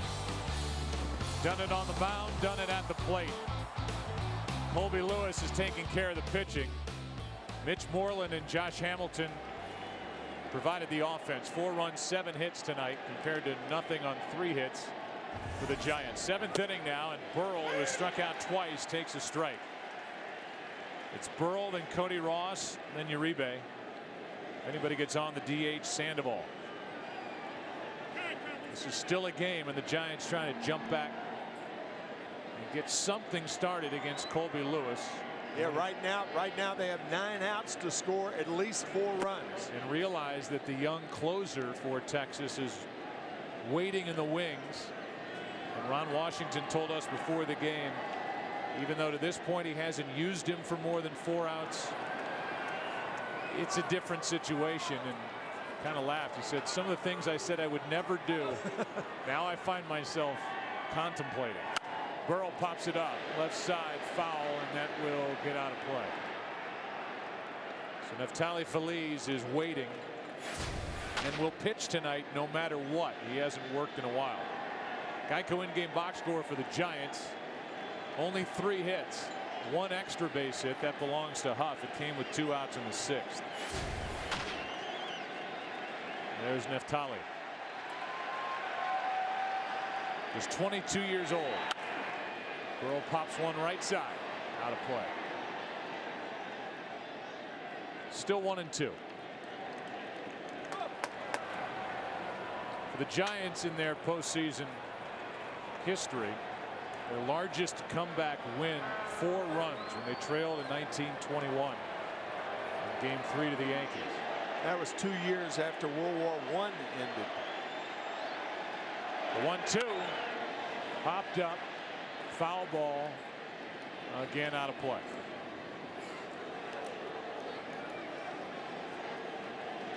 So Burrell is at least in a battle with Colby Lewis. Pitch count is in a good spot for Colby. Trying to pitch deep into Game 3. He's at 81. In the 7th, Burrell leading off. Strikes out for the 3rd time tonight. 1 away.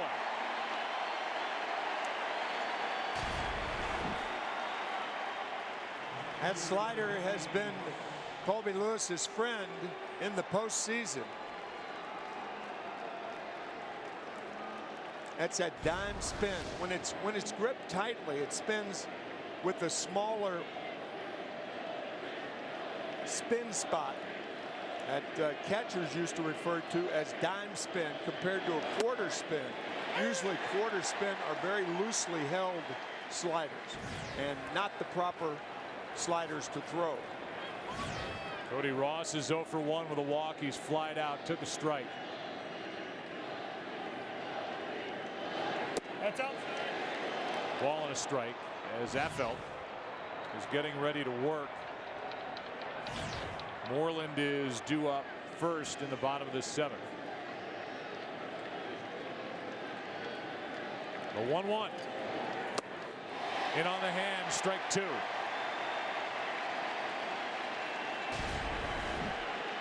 Colby Lewis so far has made it look so effortless.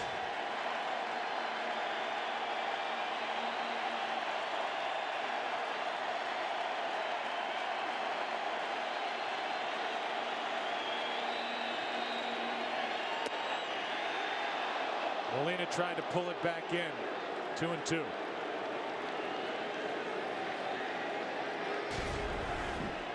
There's that spot.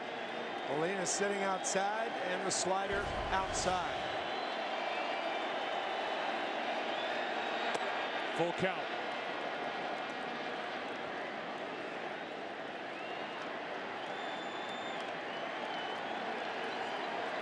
Colby Lewis does not have a dynamic fastball. He can't light up a radar gun like some of the others, but he has put the fastball in a good spot.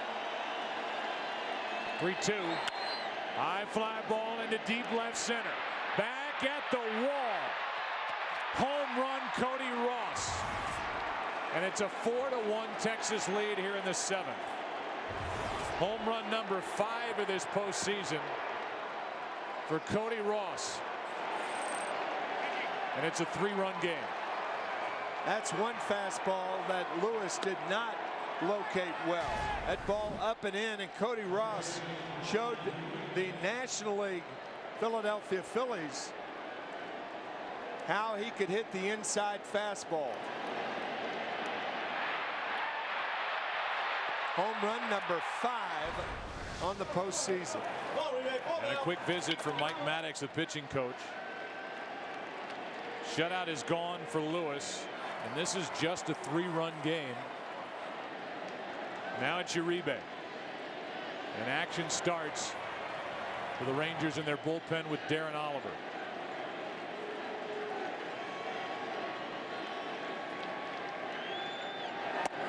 Strike one. Veteran left-hander. The question you would have to ask Ron Washington after that meltdown in game 2, there's strike 2, is who does he trust right now in his bullpen? Guys came out of the bullpen. Holland, Lowe, Kirkman. Couldn't find the strike zone. Well, Ron certainly trusts the guy he hasn't used that we talked about last inning, Naftali Perez, or I beg your pardon, Feliz. A 1-2. Chop to third. Young gets a true hop. 2 out. And yet, Tim, the interesting part is that for as good as Feliz was this year with 40 saves, over his last 25 appearances, he's 11 for 11. You don't know what the young man who's 22 years old, how he will handle the situation until he gets in it, and he will pitch tonight no matter what. That's how managers and pitching coaches get down to the decision of leaving the guy on the mound. Sandoval flies one into center. And it's a 1-run top of the 7th on yet another home run from Cody Ross. Colby Lewis gets through the top of the 7th. Affeldt is coming in to work the bottom half. Our game summary. Moreland with the first Texas Rangers home run in this World Series. Hamilton went deep. Now Cody Ross has gone deep, his 5th of the postseason. It's 4-1 as we get ready to stretch. God Bless America will be sung by Martha Plimpton here tonight on Family Night. Family Night is brought to you by Chevrolet. Be sure to check out Martha and her TV family on Fox's Raising Hope Tuesdays. Right now, here's public address announcer Chuck Morgan. And now, ladies and gentlemen, we ask that you please rise and join with the San Francisco Giants, the Texas Rangers, and all of Major League Baseball as we pause to honor the men and women of our armed services here at home and around the world. We invite you to join in singing God Bless America with Martha Plimpton, star of the Fox television show Raising Hope. God bless America, land that I love. Stand beside her and guide her through the night with a light from above. From the mountains to the prairies, to the oceans, white with foam.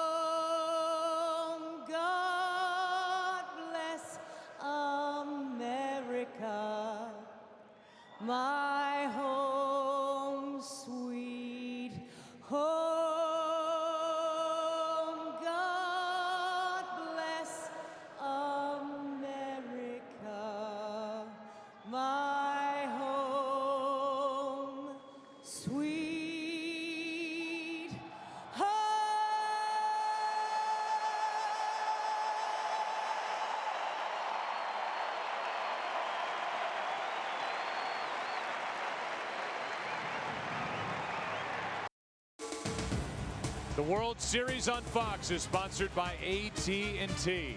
Rethink possible. Beautiful night here in Arlington. If you look at Fort Worth, it's a great part of the country.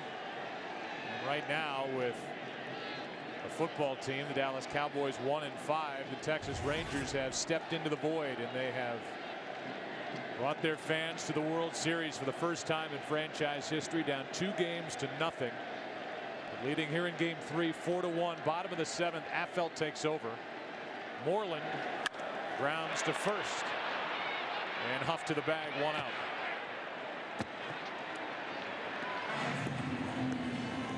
That'll bring in Elvis Andrus. Wednesday, November 17th, Human Target is back and better than ever. When your life is in danger, they're the only team to call. Human Target season premiere Wednesday, November 17th at 8 Eastern, 7 Central here on Fox. Here's Andrus, who singled his last time up. Then Michael Young hit into a double play, which was followed by a Josh Hamilton home run. Affeldt finds the strike zone to Andrus. Venezuelan-born shortstop. The ball and a strike. Talk about filling the void. That's exactly what Jeremy Affeldt did in game 6 when he came in the 3rd inning for Jonathan Sanchez. Runners on at first and second, and retired the middle of the Philly order. There's a strike over the inside corner. And then retired the Phillies in order in inning 4. You could make a case that those 2 innings, the 3rd and 4th innings of game 6 against the Phillies, the most important innings for a reliever in that series. There is no doubt. He restored order. That's chopped foul. Kept it a tie game. And the way Bruce Bochy managed that game, game 6, he admitted afterward he wanted no part of a game 7. He brought Lincecum in as his setup reliever, then had to bring Brian Wilson in. And Brian Wilson struck out Ryan Howard with 2 on, up by a run, and 2 out to end the National League Championship Series. But Affeldt got it started out of the bullpen. Here's a 1-2. 2-2. If, as some people say, baseball is a chess game, Bruce Bochy moved his pieces around like Bobby Fischer in that game.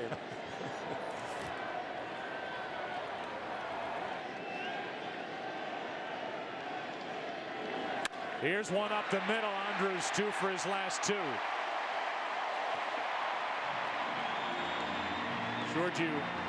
George W. Bush on the way to commercial after God Bless America from Martha Plimpton. It was 9 years ago today.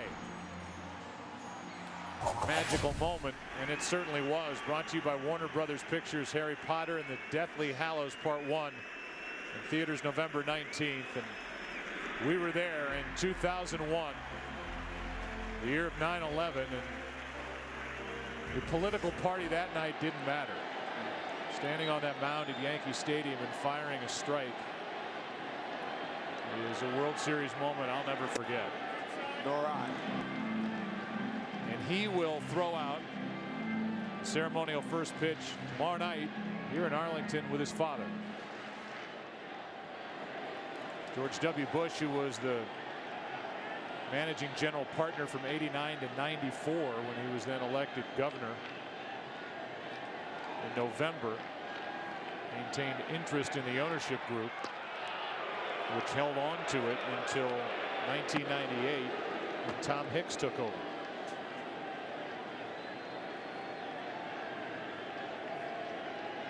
And this year it was Chuck Greenberg, who, along with Nolan Ryan, part of a group of investors who were awarded this franchise in bankruptcy court on the 5th of August. That's hard hit. Uribe to the second baseman Sanchez. They have been terrific turning double plays tonight. That's the 3rd turn by the Giants. Let's go to the 8th. Game 3. San Francisco batting, trailing Texas 4-1. This is World Series family night. It's on Fox. It's sponsored by Chevrolet. Chevrolet is proud to partner with youth baseball across the country, helping to build the next generation of big leaguers. We're into the 8th, and so is Colby Lewis, who fires a strike into Renteria. Edgar's 0 for 2. He struck out, grounded out, trying to get something started. Darren Oliver still getting loose. Strike 2.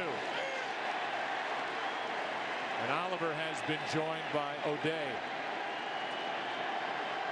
But right now, all eyes on Colby Lewis.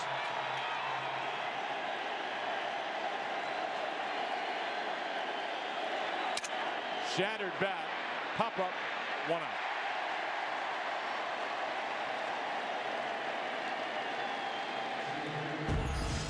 Tomorrow night's pitchers, and we're on the air at 8 Eastern, 5 Pacific here on Fox. Madison Bumgarner, for this postseason, as a 1-0 record, also pitched out of the bullpen for the Giants. In that game 6 against Tommy Hunter, as I mentioned, he has an ERA over 6. And a record of 0-1 as they chant Colby's name here in the 8th. Strike 1. How many times have you said that tonight with Colby Lewis pitching? Strike 1. Andres Torres with 1 out. Ball 1. 1 ball, 1 strike. On deck is Sanchez. Heart of the order will bat again for the Giants.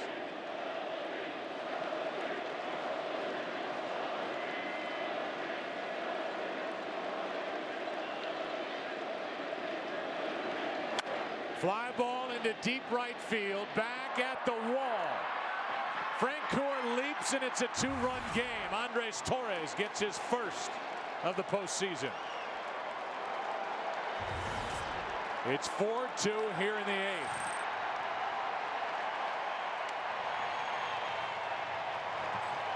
Solo shot by Cody Ross in the 7th. A solo shot by Torres in the 8th. Ranger fans squirming on his 99th pitch. A fastball right down the pipe to make it 4-2. Hit 16 home runs during the regular season, taking over in center. That's his first of the postseason. And he even gets the souvenir as whoever caught it out there and right threw it back. So now the Giants just need a base runner to bring up the tying run. And here's the number 2 man, Freddie Sanchez, who's 1 for 3.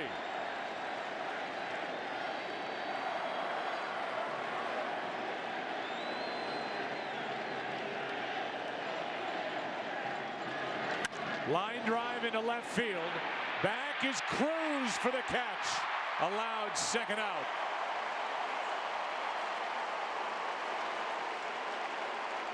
That was a very good play by Nelson Cruz. You don't often get a real good jump on a ball hit over your head.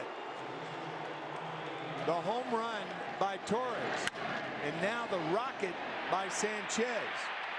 And yet Ron Washington will still allow Colby Lewis to pitch to Aubrey Huff. I think you've got to bring the left-hander in. I do too. I'm surprised. Yeah, I am too. You've got Aubrey Huff, the lefty. He doubled his last time up. And those last 2 swings by the Giants, a home run to right and a rocket to left. We'll see how it works out here in the 8th. 2 nasty pitches. 2 strikes. Both breaking balls that went down. And the crowd gets up.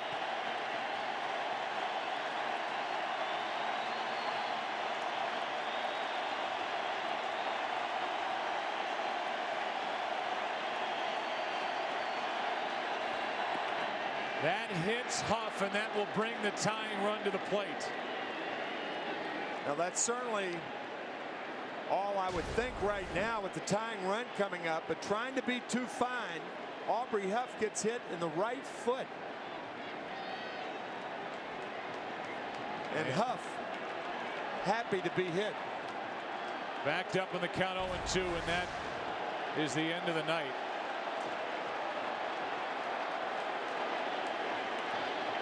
Feliz just got up. O'Day has been up. Ron Washington to the mound to make the change.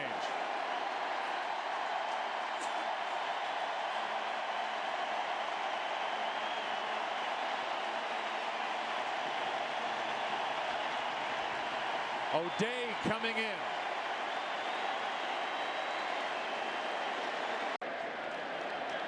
This is a first and second guesser's dream with Darren O'Day taking over. Colby Lewis stayed in, went 7 2/3, was great. Neftali Feliz got up late, was not ready. So instead of Feliz, it's O'Day. And the tying run is at the plate, Buster Posey. Strike one from the side arming O'Day.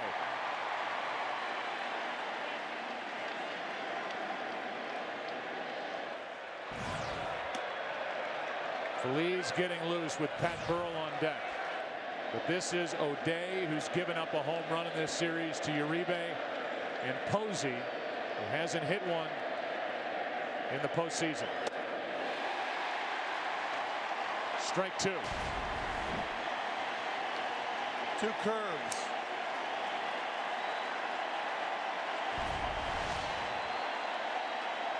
If you throw another one and you're O'Day, you have to make sure it's outside.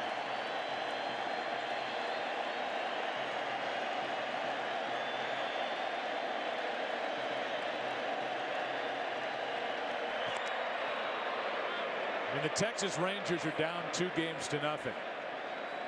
And here in the 8th inning with 2 out, Neftali Feliz was not ready.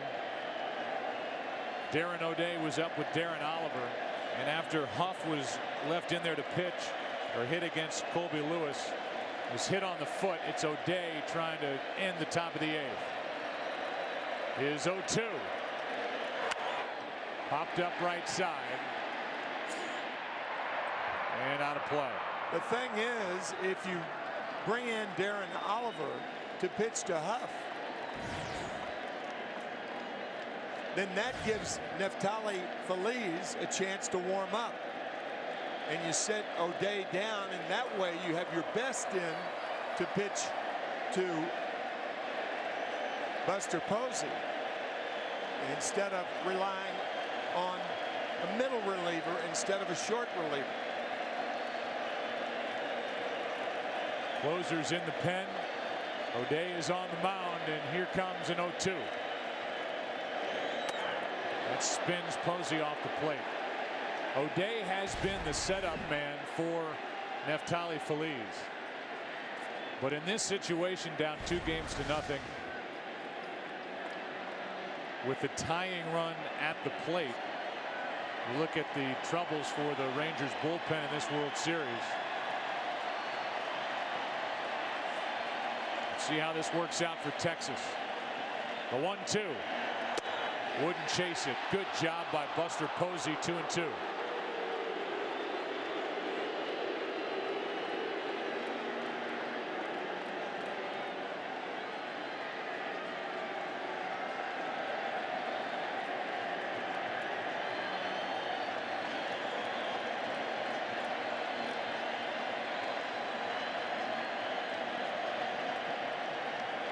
Tying run at the plate. Posey lays off again.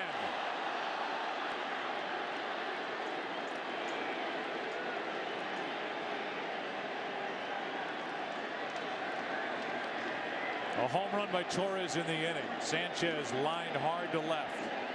Huff on an 0-2 pitch was hit by Lewis. And now it's Posey, the rookie.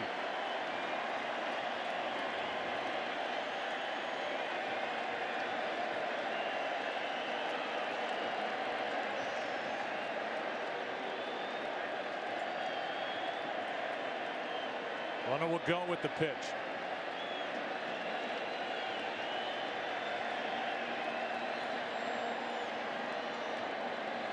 And that's 3 times in a row that O'Day has stepped off.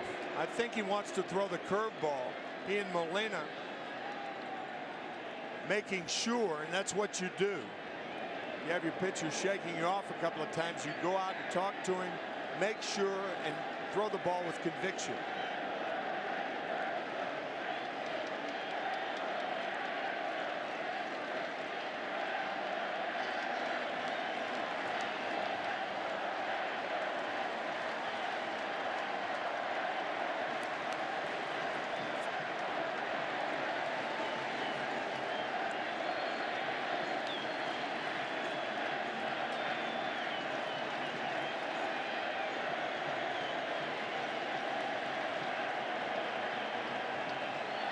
The 3-2. Reaching for it. Good pitch. Andrus ends the inning. Ron Washington stayed with Colby Lewis. Brought in O'Day. It's a 2-run Texas lead into the bottom of the 8th. Tonight's game is sponsored by Harry Potter and the Deathly Hallows, Part 1 in theater November 19th. And by BlackBerry.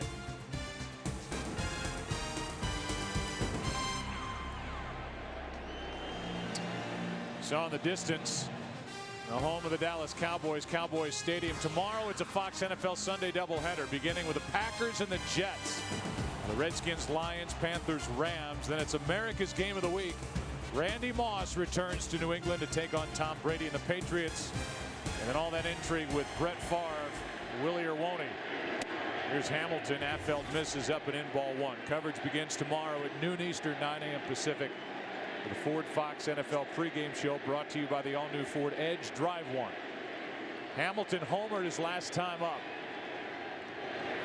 There's a strike. And that means that 4 of his 5 home runs this postseason have come off left-handed pitching, as he took Sanchez out in the 5th.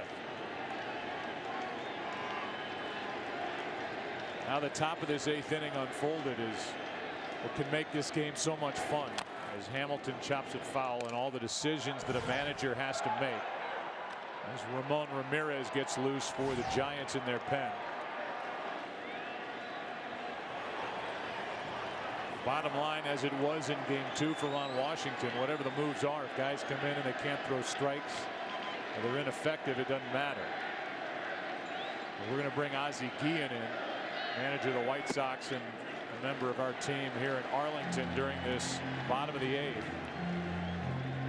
Ozzie Guillen was saying before the game, if he had the chance and he were in the dugout, Feliz would work 2 innings here tonight. Ron Washington said he would consider that, but he did not have him ready at the top of this 8th. 3 balls, 2 strikes. Josh Hamilton. This could be it for Affeld with the 2 right-handers. Actually 4 coming up. Bigger bats for the Texas Rangers after Hamilton. High fly ball into right center. Torres to his left. 1 out.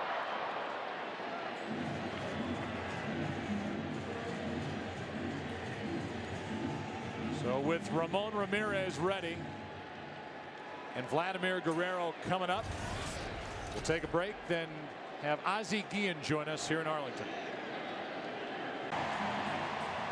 1 out, nobody on. Ramon Ramirez takes over. Ozzie Guillen, manager of the White Sox, is part of our team here in Arlington. And Ozzie, you can do what we all do in the media day in and day out, and that is second guess a manager. How did you think the top of this 8th inning unfolded, and is that how you would have managed it? Well, it was kind of tough because he got a conference all day, but I left Oliver to face Hoff, then bring Feliz to finish the inning. But meanwhile, I think he got a lot of conferencing all day, and good thing everything worked out for him. But I think Feliz is the best guy out of the bullpen.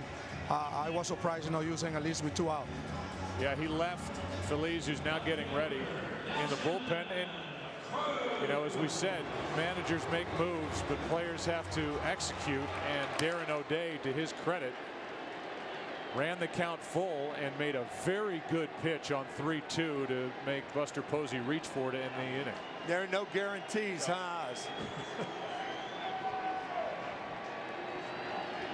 And with 2 out, nobody on. A strike to Cruz. Here's the 0-1.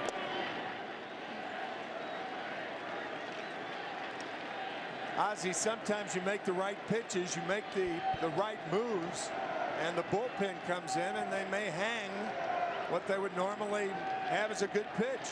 Well, it's no doubt about it. That's the risk you take. That's the way they're going to criticize or second guess the manager the most. The thing you do out of the bullpen. But in the meanwhile, I'm very glad that thing worked out for him. So here's a line drive that goes for an error on Renteria.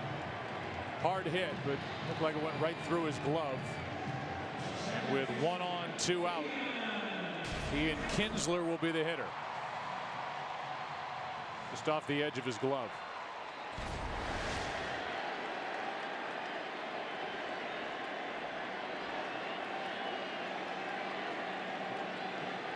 Kinsler has a hit, stole a base. That happened back in the 6th. Ramirez. Strike 1. The Giants in the 9th inning will have Burrell, Cody Ross, and Juan Uribe. And you know what Cody Ross and Uribe have done this postseason. They have really come through for San Francisco. They'll get a shot at it in the 9th. 0-2 on Kinsler.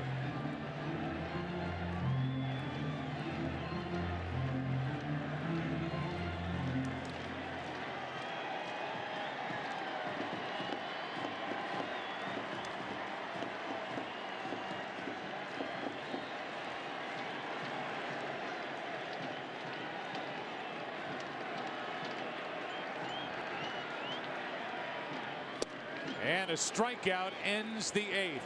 So the bullpen has done another good job for San Francisco. No runs against the pen as we go into the 9th with Burrell, Ross, Uribe coming up against Neftali Feliz.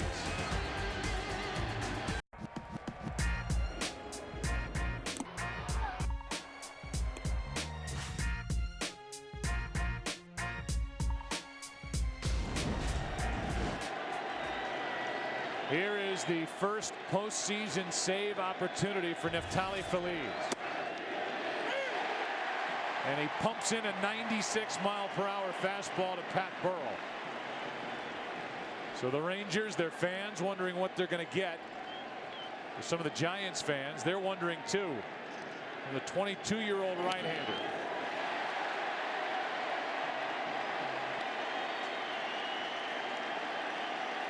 Hard to believe his last save opportunity, October 2nd.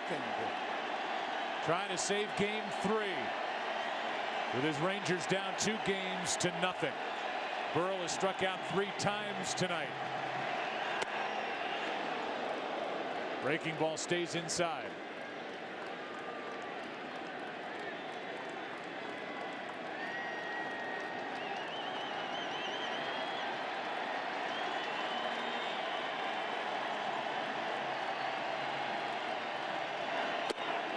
One away.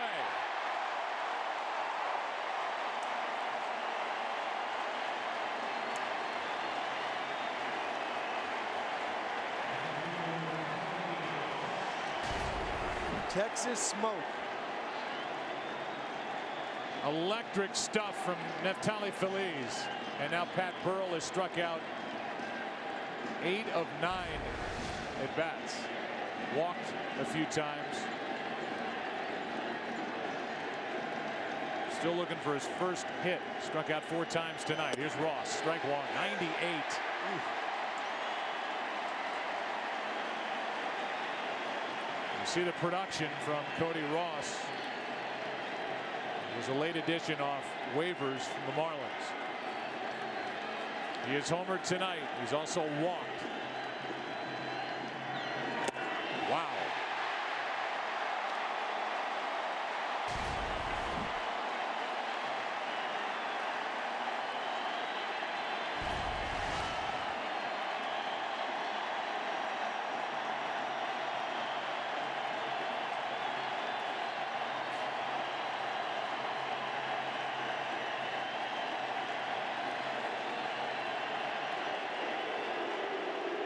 Ross steps out.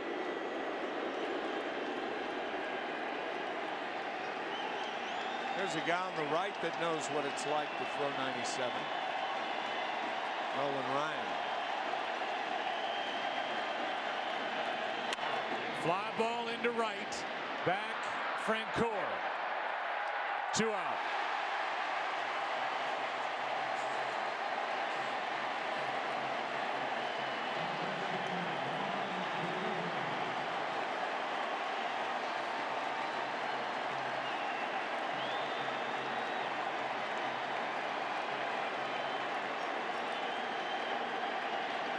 Neftali Feliz, who established a single-season saves record by a rookie in his first full year in the big leagues, has come out of the pen pumping strikes.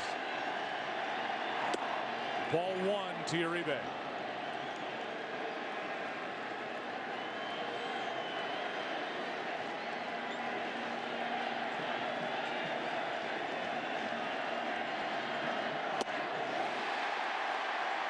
Living in the high 90s is Feliz.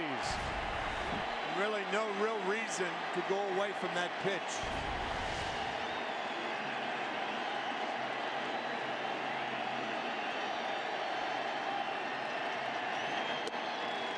Ball 2.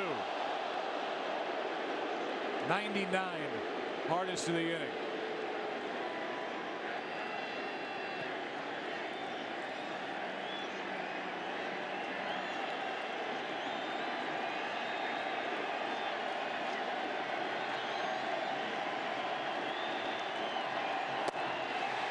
One strike away from a win are the Texas Rangers.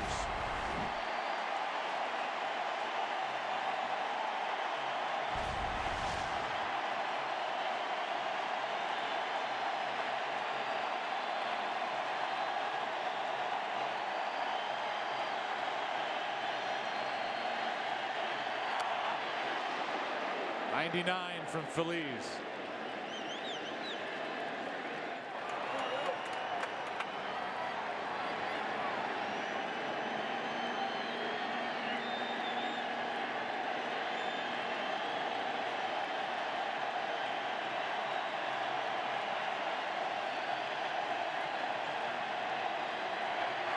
Game over.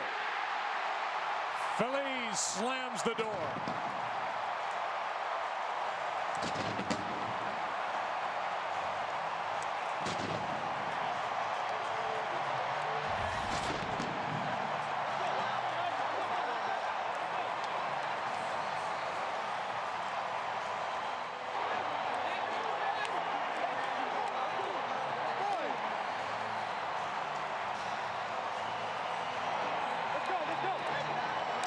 Texas Rangers have their first World Series win in franchise history.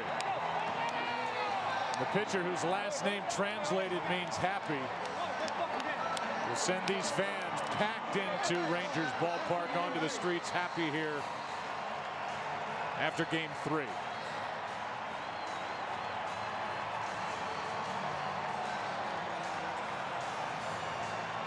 Two-hour, 51-minute game.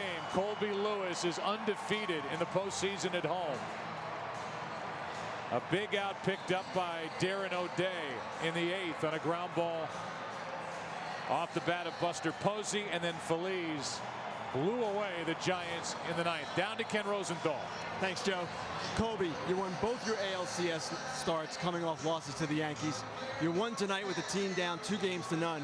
How do you stay so calm in these situations? It's your job, you know. You got to go out and perform, and you know, we had to shut the door tonight, and I was just fortunate to you know, go out and command the strike zone and make good pitches when I needed to.